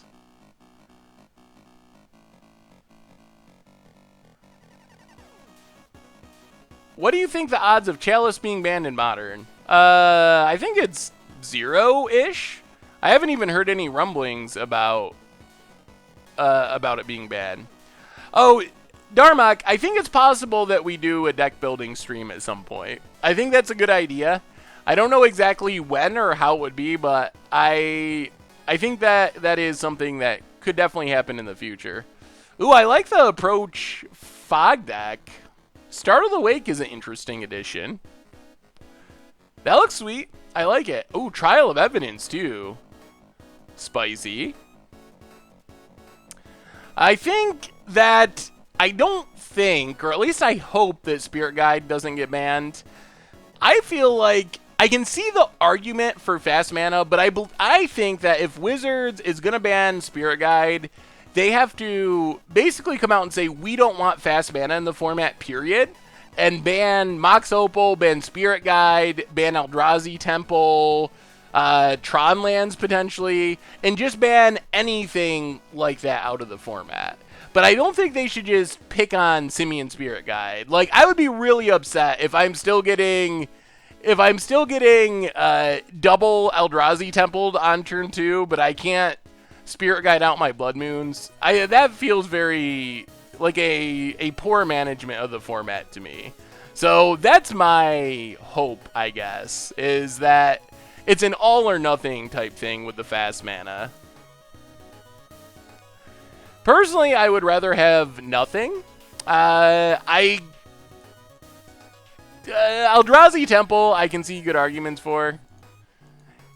Having one deck that has a soul land, especially a deck like Eldrazi, I don't know if that's healthy. I would almost rather just like have Ancient Tomb in the format so everyone had a soul land if that's a thing that we want to have going on. But otherwise, I don't think right now Modern needs any bannings. I think Modern's actually in a really good place right now. Oh boy. This is roughly the worst hand possible. Just kidding. We found the second worst hand possible. Oh boy, we're gonna lose to our budget deck. How could this work? Do we just gotta go to 5 on the play? Is that really what we're doing? Oh my goodness. Alright, we get to scry to the top. Well, we can traverse for blue mana, strategic planning, and go from there. Yeah, Modern is great right now. Alright, let's traverse. Get a island. Play the island. Jeez, our odds of winning on this Mold to 5 are pretty small. Opponent cracks Evolving Wilds. Yeah, maybe Ahani's Expertise should have came out.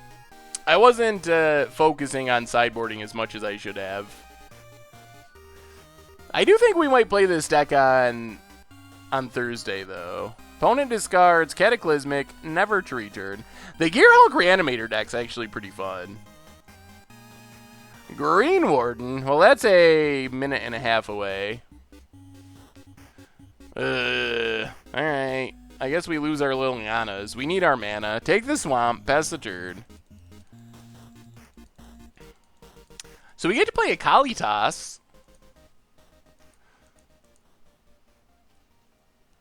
Which card is abstractly more powerful, Thoughtseize or Counterspell? Ooh, opponent's gonna Doomfall us. Yikes. Oh yeah, this feels pretty bad. Abstractly more powerful, Thoughtseize or Counterspell? I'm gonna say... Oh, geez. I'm gonna say Thoughtseize, I think, is more powerful.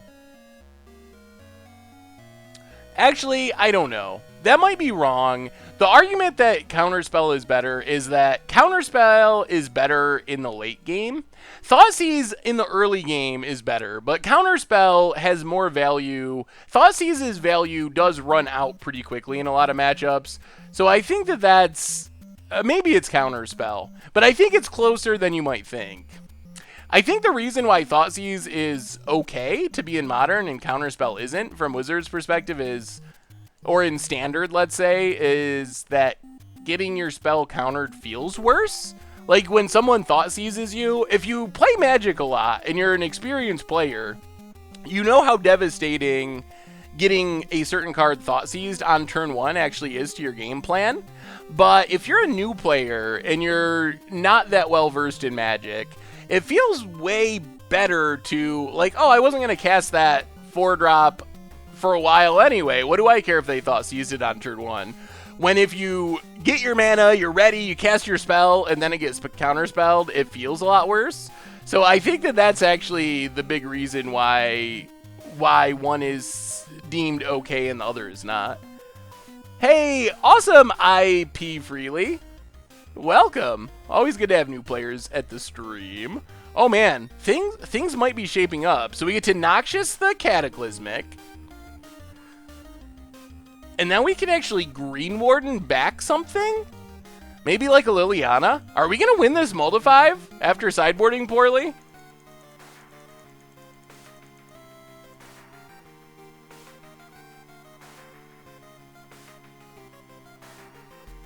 I just built Psychogenic Probe from Against the Odds. Oh, yeah.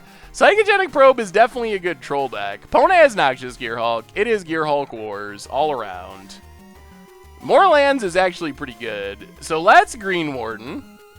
Get back Liliana. Wow, we're going to win this Multi-5, I think.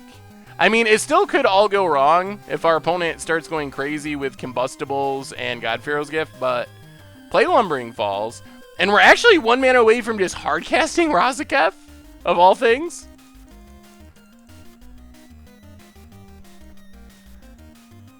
Opponent plays an Ether Hub. Yup. And... oh, there's Combustible.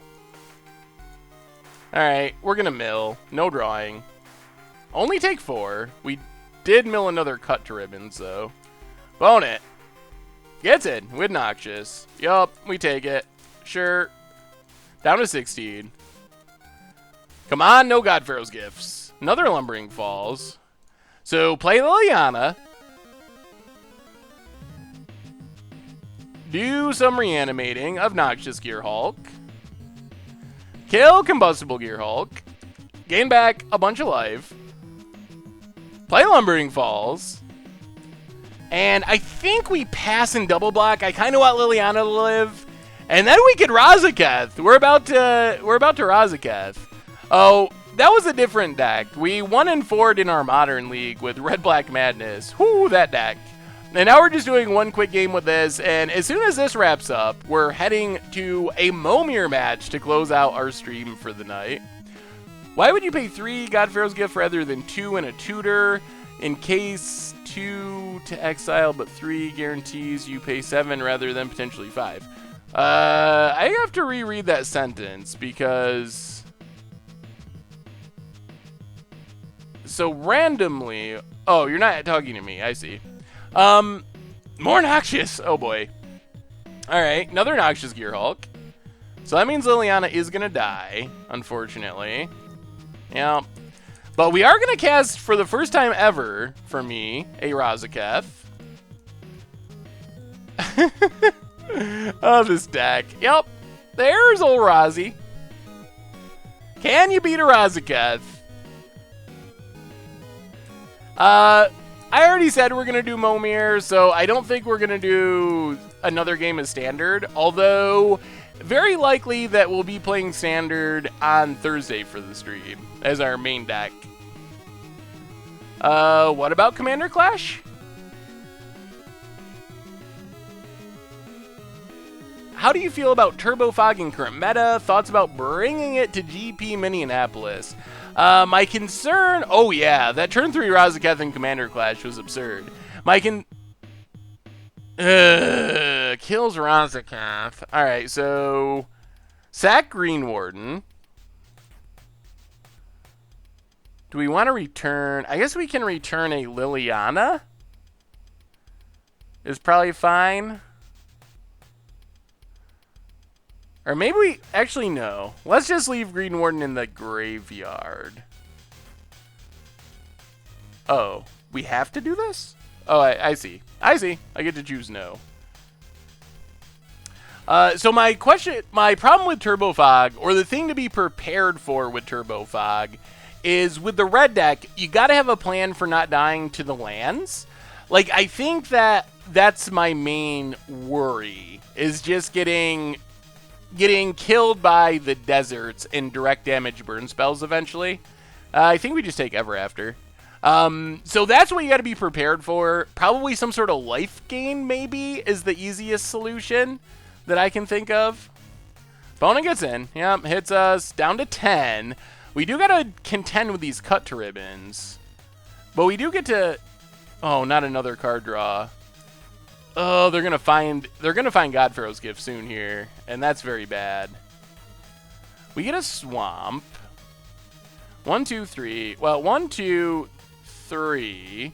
Let's lead on Champion of Wits. Yeah, lead on Champion of Wits. We could hit another Noxious, maybe. Or, like, Ishkana. Yup, draw 2. Discard and discard. Play the Swamp. And now, Ever After, get back Ishkana and Noxious. That works. Now we just want another discard reanimation spell. Kill a Noxious. Get some spiders. Whew, we're fighting. We're fighting hard. Go back up to 15. Pass the turn. Man, Razaketh would be so sweet on this board. Yeah, this deck is super sweet. I don't have... the deck list isn't in the deck command, but here is the deck list if you want it. Oh, there's Godpharaoh's Gift. Yikes. Alright. What's our opponent getting back? Goes Noxious. Okay.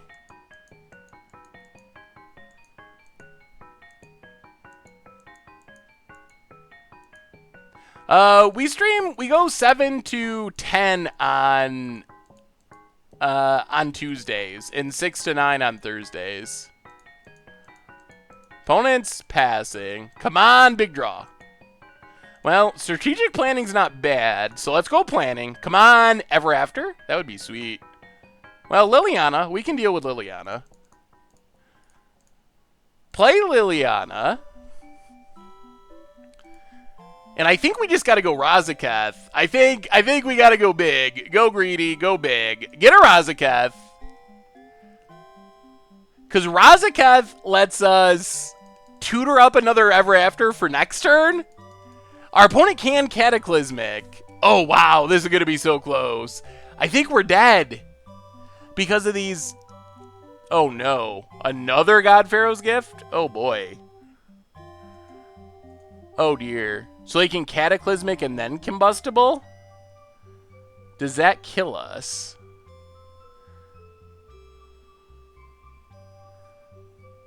Whew. Yeah, there's broken stuff all around. Yeah, sorry, Mr. I just threw this together literally during the stream, so I didn't get a chance to... yeah, you can draw. I didn't get a chance to customize the lands. Now opponent gets... If they were going to get Cataclysmic, they should have done it first. Oh, they get nothing. Okay. Well, that's fine.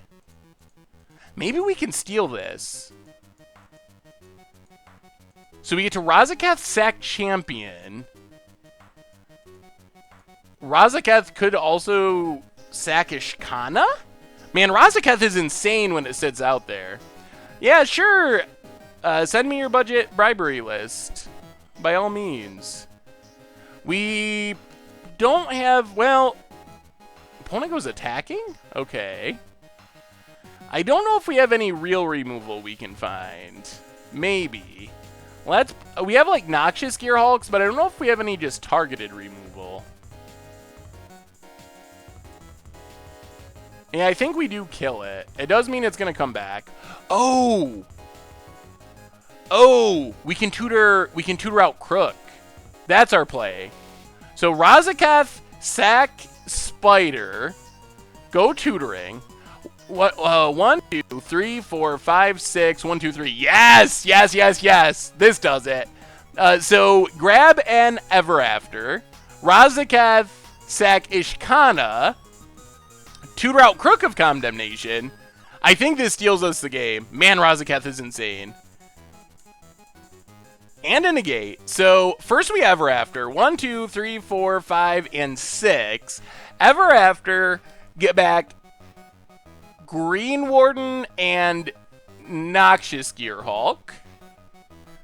Wow, Razaketh. Kill a Gear Hulk of some kind. I guess Noxious, Sense Menace. Get back a Ishkana. So we're not losing too much in the graveyard. Yes, we'll get back Ishkana. Yes, we'll kill your Noxious. Now we play Crook of Condemnation.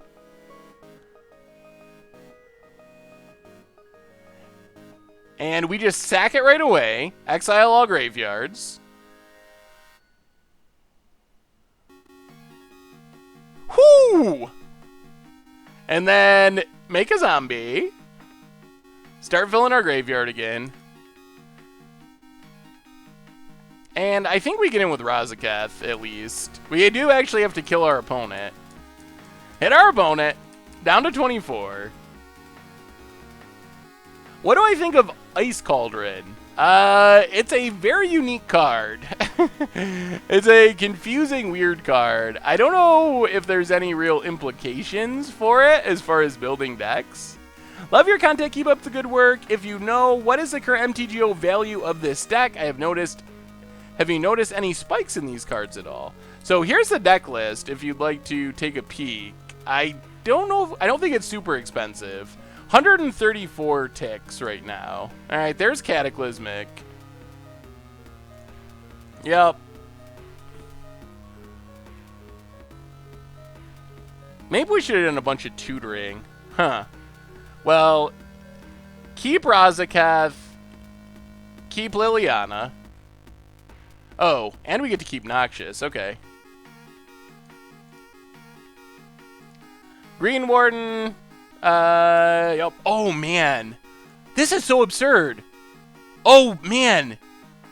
I didn't... Wow! I just realized how awesome this deck is. Oh, wow. This deck is way cooler than I thought. Because we just loop. Just every turn we sack a creature to get Ever After, because Ever After keeps shuffling back in? Oh, wow. I didn't even put together how cool that is. Yes, I'm officially in love with this deck list. All the loops. The loops are super sweet. Ooh, boy. I mean, I probably should have obviously realized that's what was happening, but wow, that's even sweeter than I thought. Yep, kill your Cataclysmic. Make a zombie. Get in with Razaketh. Yeah, so we just do this like every turn. So I think we actually just have this completely locked up.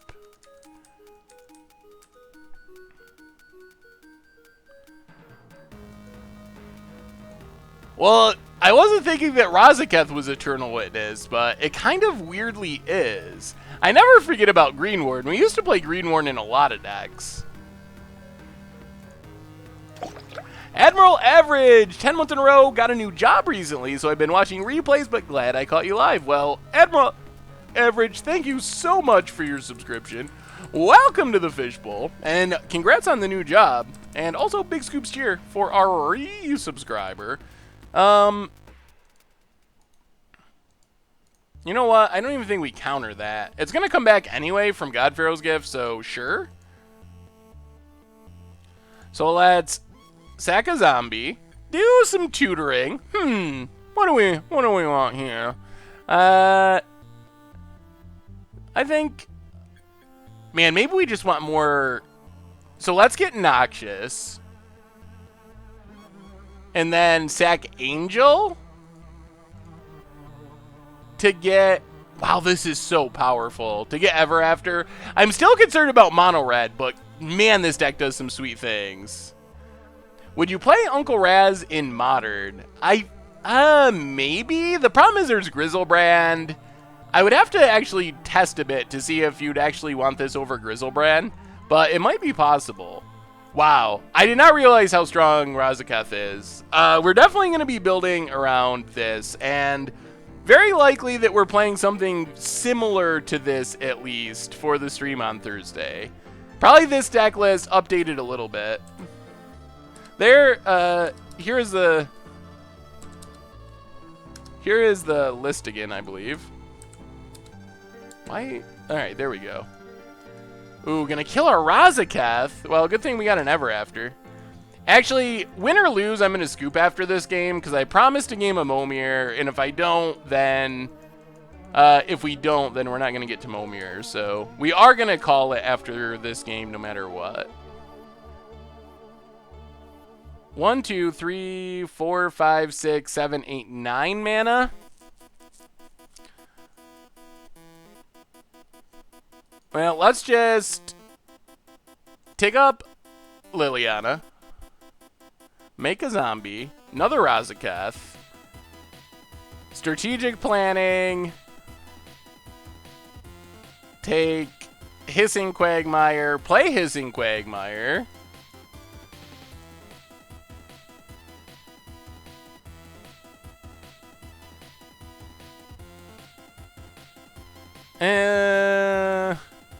alright, we'll just Noxious from hand.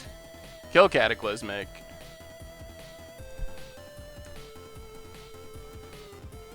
So, Cataclysmic gone. Have you in Moto terms technically gone infinite? It's really hard to say. As far as playing competitively, maybe. But with like against the odds and testing budget decks and stuff, I definitely am not infinite if you include that stuff. That's definitely, there's no doubt there. If it's just me playing like that stuff and non-testing, then probably like around breaking even at least. Alright, Cataclysmic, keeps. So keep Gearhulk, keep Liliana. We do actually want to finish this game at some point here in the not super distant future, because we still got that game of Momir. We can pull up the Momir list and figure out who's playing Momir. So, who's on the Momir list tonight? Fearless Joe, Jowl, the Metal Michael, Brewski, Apes of Wrath, Wanderer, Grigglewath, Commando Zacko, and Wintermaster. Are any of you oh, another Godpharaoh's gift. Are any of you interested in Momir tonight? Put in your dibs now, because like I said, I'm gonna concede this. All right, so I'm gonna give the win to our opponent. $3 from 595042113. I just got back home, so do we really 1-4? Why are we playing this sweet standard deck now? Hang on. Just got back home. Did we really 1-4? Why are we playing this sweet standard deck now? By the way, how did we get one win? That's a miracle. What deck did we beat? Well, 595, welcome back. Thank you for the donation. We really did 1-4. That's for sure. We're playing the sweet standard deck because we had a little bit of extra time before Momir. Although this match went really long, so we're going to call it. And we beat Death Shadow, but in general, the deck was pretty rough. And thank you again for the donation. So the list again is here. So who is up for Momir? The Metal Michael, I think, is on the list. All right. Metal Michael, you're approved. Let me pull up the Momir lay. So, last game of the stream tonight, we're closing it out in the classic stream way with some Momir. And then we'll be back on Thursday with another one, and expecting to play some sort of similar deck to what we were just playing, because Razaketh looping with Ever After was about the coolest thing I can imagine doing in Standard right now. So, Razaketh Ever After, it is coming. Considering gifts, I mean, usual gift package, snap, answer, spell, claim, creature answer with converted mana cost 2 or less. Oh, okay. I see what you're saying. Yeah, I could see... Yes, I could definitely see claim being used like that. Almost like you use Eternal Witness in a gifts package to make sure you get back what you want. Yeah, I could see that. I could see using Claim to Fame in a similar way. Highland Berserker for our opponent. Just a 2-1. Does things with allies. Not very important. Well, good thing Metal Michael's up, because Metal Michael is here.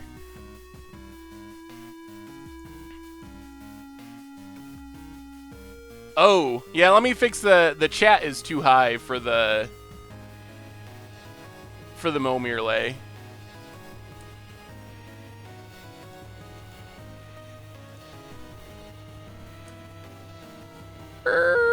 There we go. That's a little better. Alright, so we get to make a 2-drop. Let's pitch an island. The worst of the Momir lands.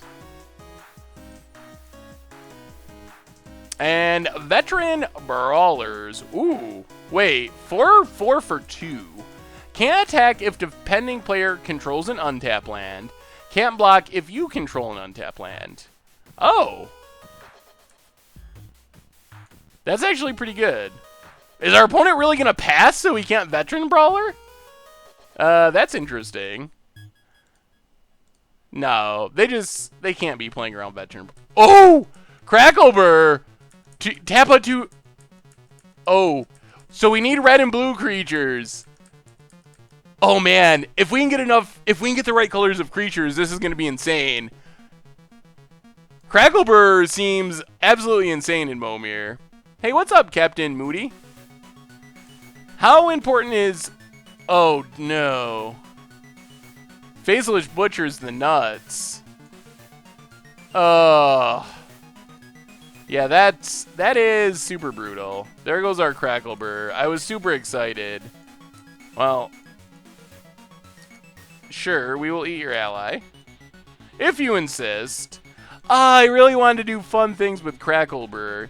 I think Falconwrath Gorger is very good. If you're not going to play Falconwrath Gorger, I feel like you probably want another 1-drop, and I think it's a downgrade to whatever the next 1-drop is.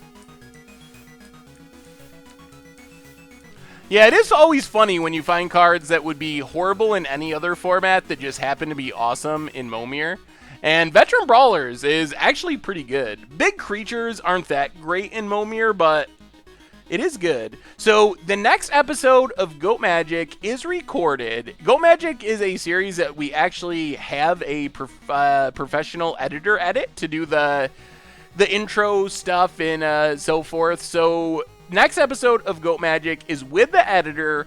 I was targeting this Thursday to have it go live, but I was talking to the editor, and it looks like it's going to be next Thursday for the next episode of Goat Magic.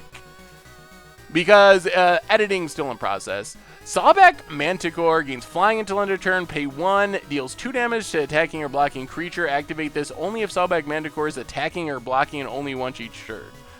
Oh, that's a lot of stuff going on. Chain Flinger. Ooh, that's like a super pinger if we get Threshold. And we will get Threshold. That's the upside of Momir. Well, let's discard an island. Oh, man. If we can somehow get enough druids, stealing all of our opponent's lands would be about the sweetest thing you could do in Momir. Let me see for Fenrir. Dramatic Hydra. Ooh, dramatic entrance. Spicy. Turn a witness, make us the moon. So trying to get a progenitus into play. See the unwritten. Okay. I think it could work. I mean, if there's one thing I've learned doing against the odds, it's that if you're going to do something janky and different, Blood Moon is one of the easiest ways to actually make it happen every once in a while. Alright, 6 mana. Want to wing it. The Workhorse. Whoo! Oh, goodness. Workhorse is another... It's on the list. It's on the list of cards that is horrible in every other format, but is actually insane in Momir. So, yes, it's going to kill itself, but it gets to add 4 mana along the way.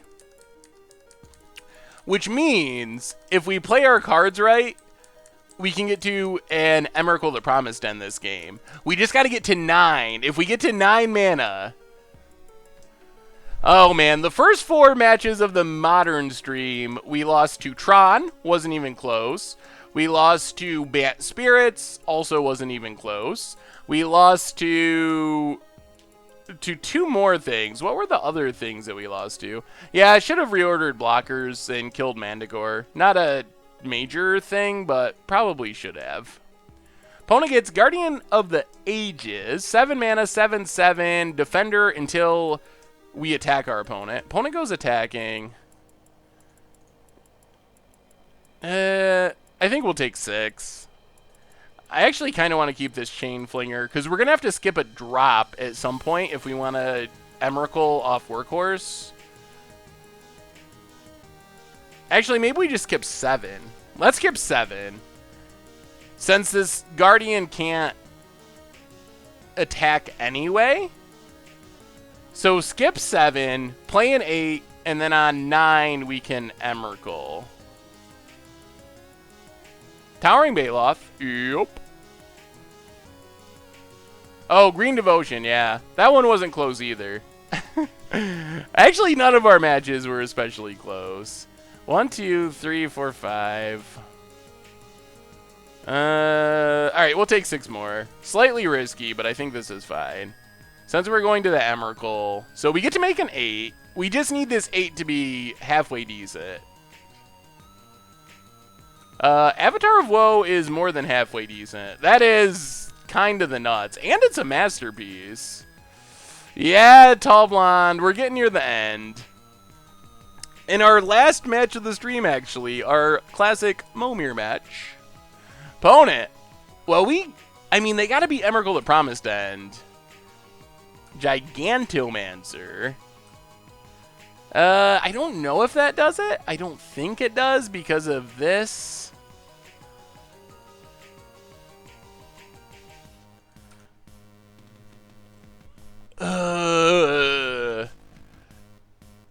Chump. Wait. Are we at risk of dying? Block. Take 7 down to 5. Get an Emrakul. Kill Gigantomancer. Block, take 2. I think that works without much risk. I guess Big Hasty Flyer off the top is a risk. So down to 5. But we get an Emrakul. So remove all of our counters. 13, only one 13 drop. Emrakul the Promised End. So make our Emrakul.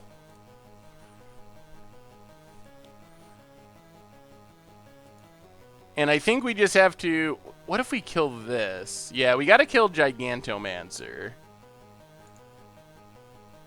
And we got to do it now, so this doesn't become a 7/7. Pass the turn.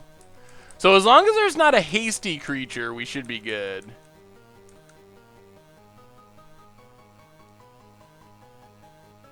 Alright, moment of truth. No hasty creature. Oh, no! Oh, our plan was so good, too. Ashen Rider, pretty good in Momir. So we had some good Momir luck, but our opponent's Momir luck came through in the end. Whew! Alright. Yep. Run it back. On to game 2. Whew, Ashen Rider is very strong. Our opponent actually had pretty good Momir luck, because they hit 2 removal creatures, and removal creatures are insane. Alright, Mountain, go. Yeah, I guess that's probably true.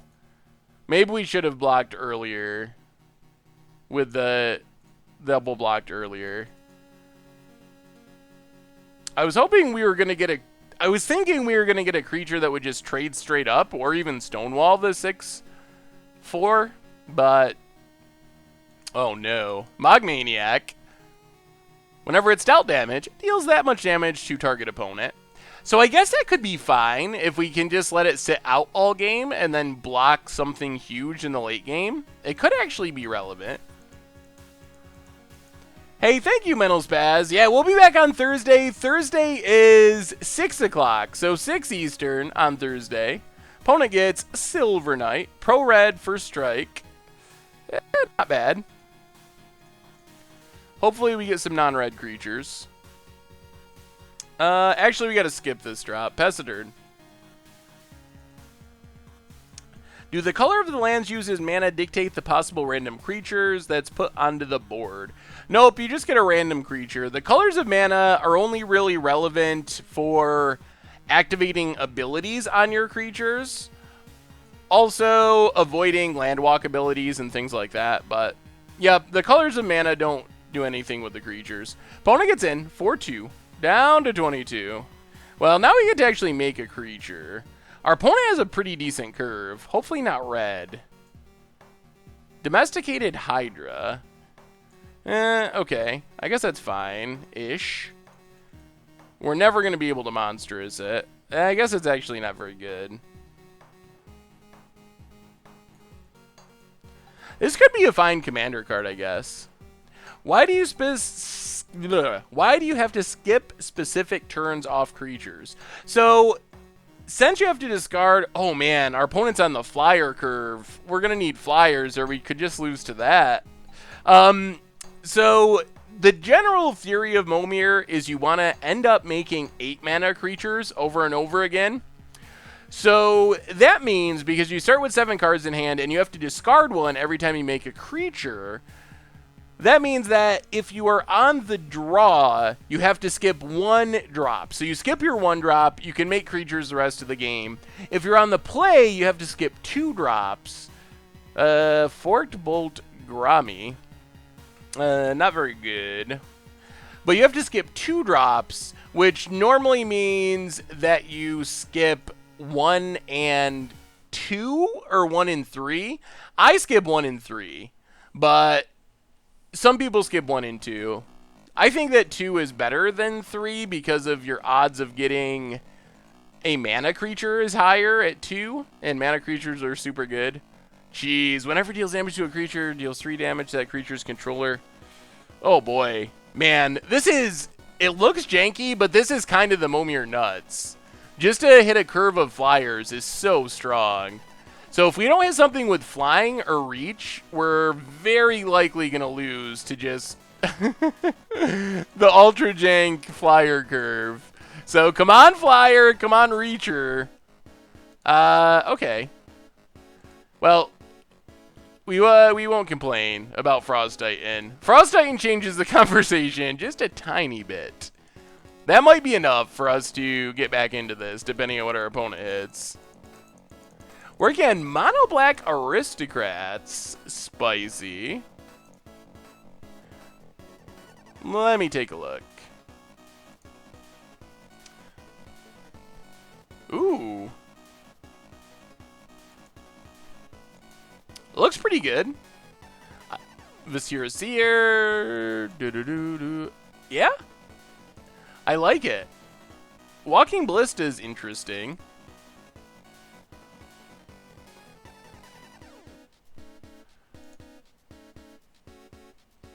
Yeah, I think it looks solid.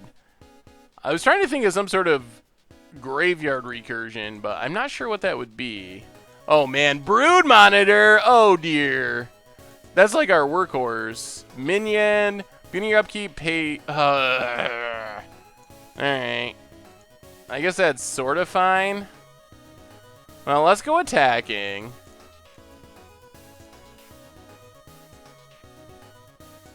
Is this too aggressive?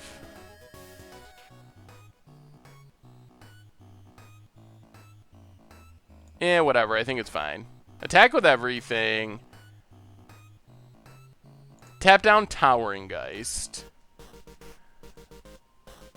Our opponent is going to be able to make something big this turn. I've been playing mono black vehicles you made for Modern a few weeks ago. Been super fun. Managed to post a winning record in 3 out of 4 leagues I've played. I do wish I didn't play 4 combo decks in a row one league. What can you do? Yeah, combo can be a hard matchup, especially with a budget deck like that, because having access to like Thought Seizes would help a lot in that matchup, I think.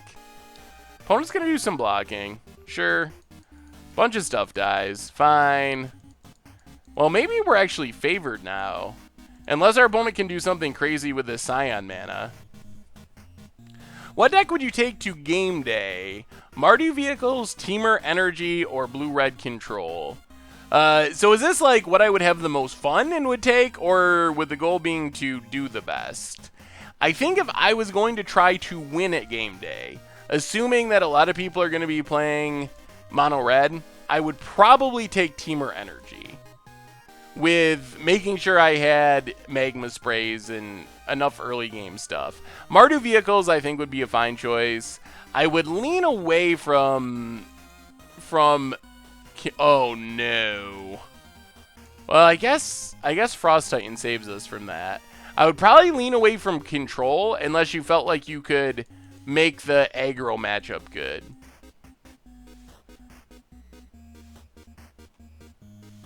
Gonna deal... Sure, we'll take 2 damage. Whatever. That's actually not that big of a downside. Alright, so we get to make an 8-drop.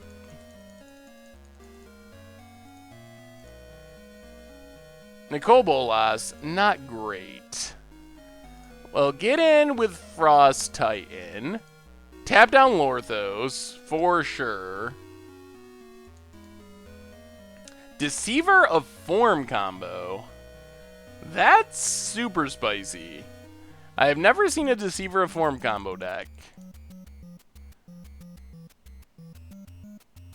Beginning your combat, reveal the top card of your library. If the creature card is revealed... Oh, all creatures become a copy of it. That sounds really fun. I mean, you got a lot of ways to set up the top of your deck. I mean, it looks really fun. I like it. Yeah, we'll just pass. Gonna bring Mono Blue Reservoir to game day for funsies. That is a fun option. Thoughts on sideboard Crumble to Dust in Blue-Red Control for Remnant Ruins? Crumble to Dust isn't legal in Standard at the moment, is it? Oh, it is. The problem you'd run into potentially is catching it. I think once your opponent knows that it is coming, they will try to sack it in response and fizzle it. But it might be worth considering. That seems like one of the biggest problem cards, I think, for that matchup. So kill that. Can we win here? We lose Nicole Bolas, unfortunately. Minion hits us for 2. Oh no. We might actually be losing. 1, 2, 3, 4, 5, 6, 7, 8. If we don't attack, we lose to Lorthos. if we do attack, we're suiciding our Titan into Colossus. I don't know if we have any outs of this.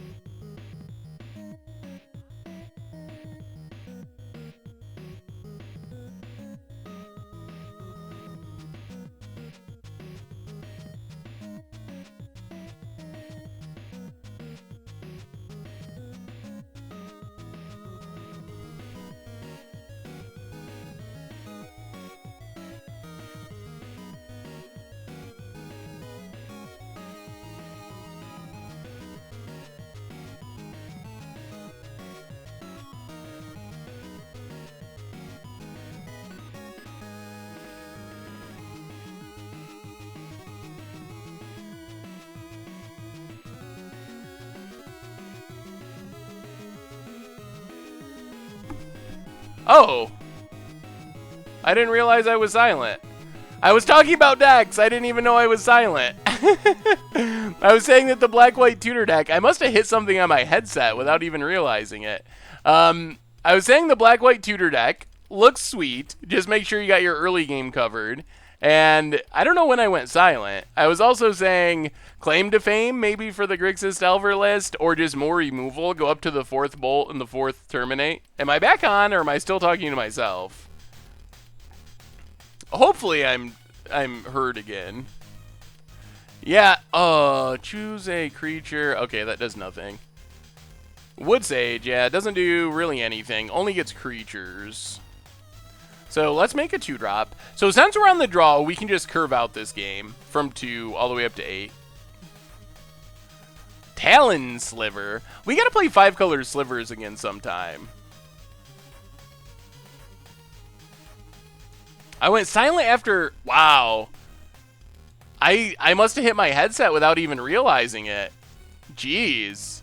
Well, that's good. Thank you for letting me know. I'm glad I looked at the chat. Ooh, Silverblade. Well, we're not gonna Silverblade with Talon Sliver, but that seems like it could be good at some point. If we can hit a, man, Hasty Flyer, Archwing Dragon. No, not Archwing Dragon. That would be a disaster. Hasty Flyer, 4 mana. Akoum Firebird. Let's go with Akoum Firebird. Yeah, Stormtide was awesome. That definitely saved us last game. Oh man, I wasn't on for all that either. Oh my goodness.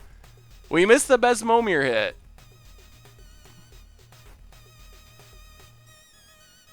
Yeah, we can soul bond whenever a creature enters, as long as we're not already bonded. Sold? Flailing Manticore, Flying First Strike, +1/+1, any player man. Well, I don't think we're going to soul bond with that either. Because our opponent can just kill it if they want to. And they might want to. So let's get in with Talon Sliver. Not going to risk our Silver Blade. Aven Trooper is one of the worst 4-drops. Oh, that's... Oh, geez. Yeah. I wasn't realizing that was a 4-drop. That is... I mean, it does have flying, I guess, but that's pretty bad. I think once you're soul bonded, you can't do it again. So, Soul Bond, you may pair this creature with another unpaired creature when it enters the battlefield. They remain paired for as long as you control both of them. So once you Soul Bond once, you're stuck with that Soul Bond until something dies. Unfortunately. Oh no, Horsemanship. Well, that's like super flying.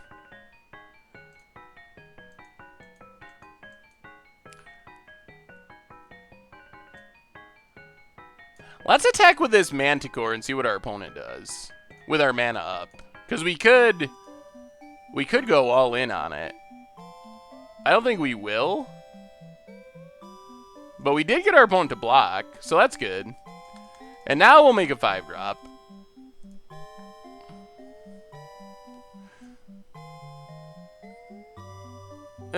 Flowstone Salamander. I don't think you're worth the Soul Bond.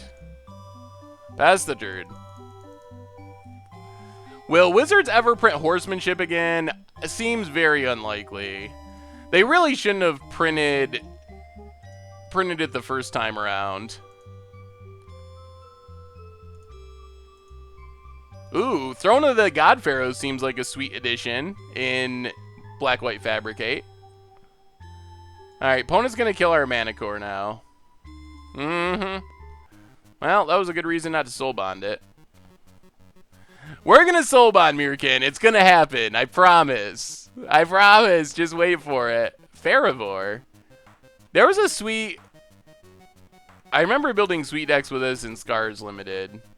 They probably weren't good, but you could do a lot of damage by sacking artifacts. There are so many artifacts in Scars. I want to go back to Mirrodin.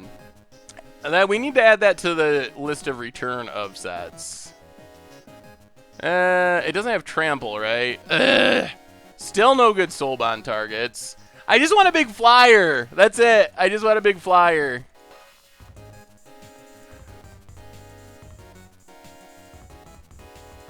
Yeah, bigger and more expensive ATOG.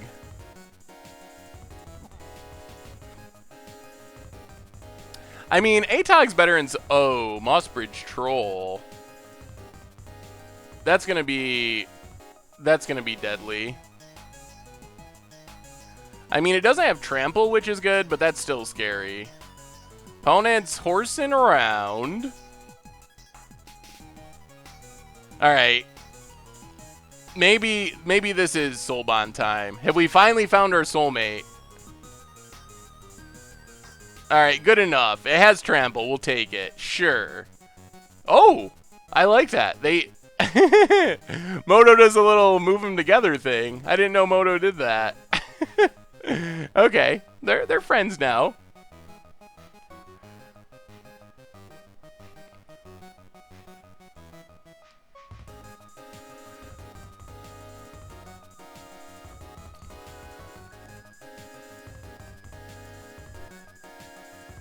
Opponent making an 8. Oh! Well, we did soul bond. I told ya. We did. We are dead. We are super dead. I believe. I believe we're super dead. We take that 8 for sure. Yeah, there's no... They could just trample up this Mossbridge Troll. I don't think there's any surviving. So this kills this.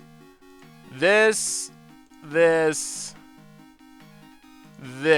on that. Oh yeah, we're still 10.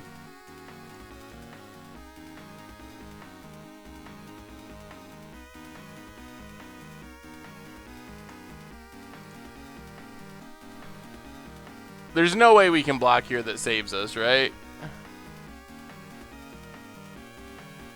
This kills this.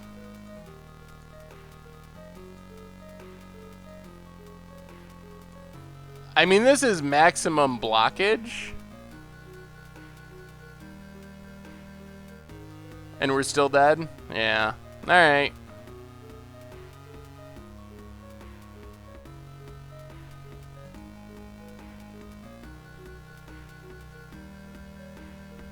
I think.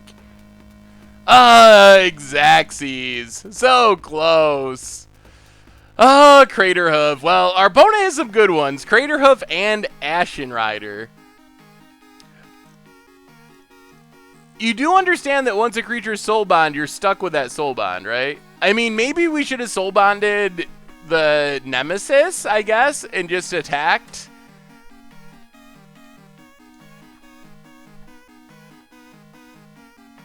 But, eh.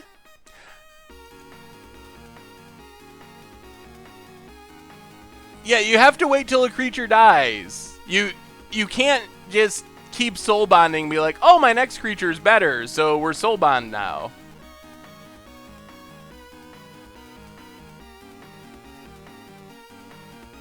Right, if something dies, yes, I'm agreeing with you. If something dies and the Silver Blade is still out, then you can find another soulmate.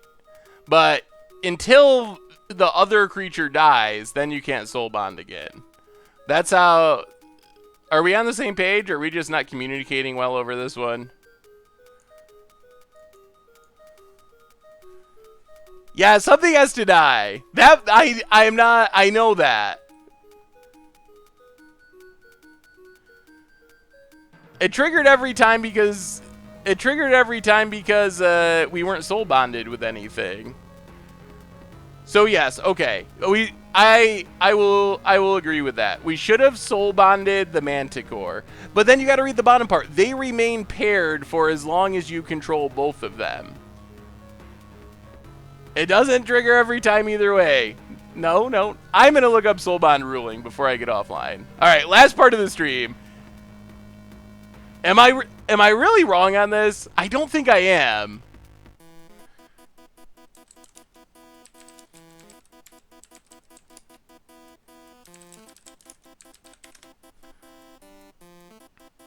All right.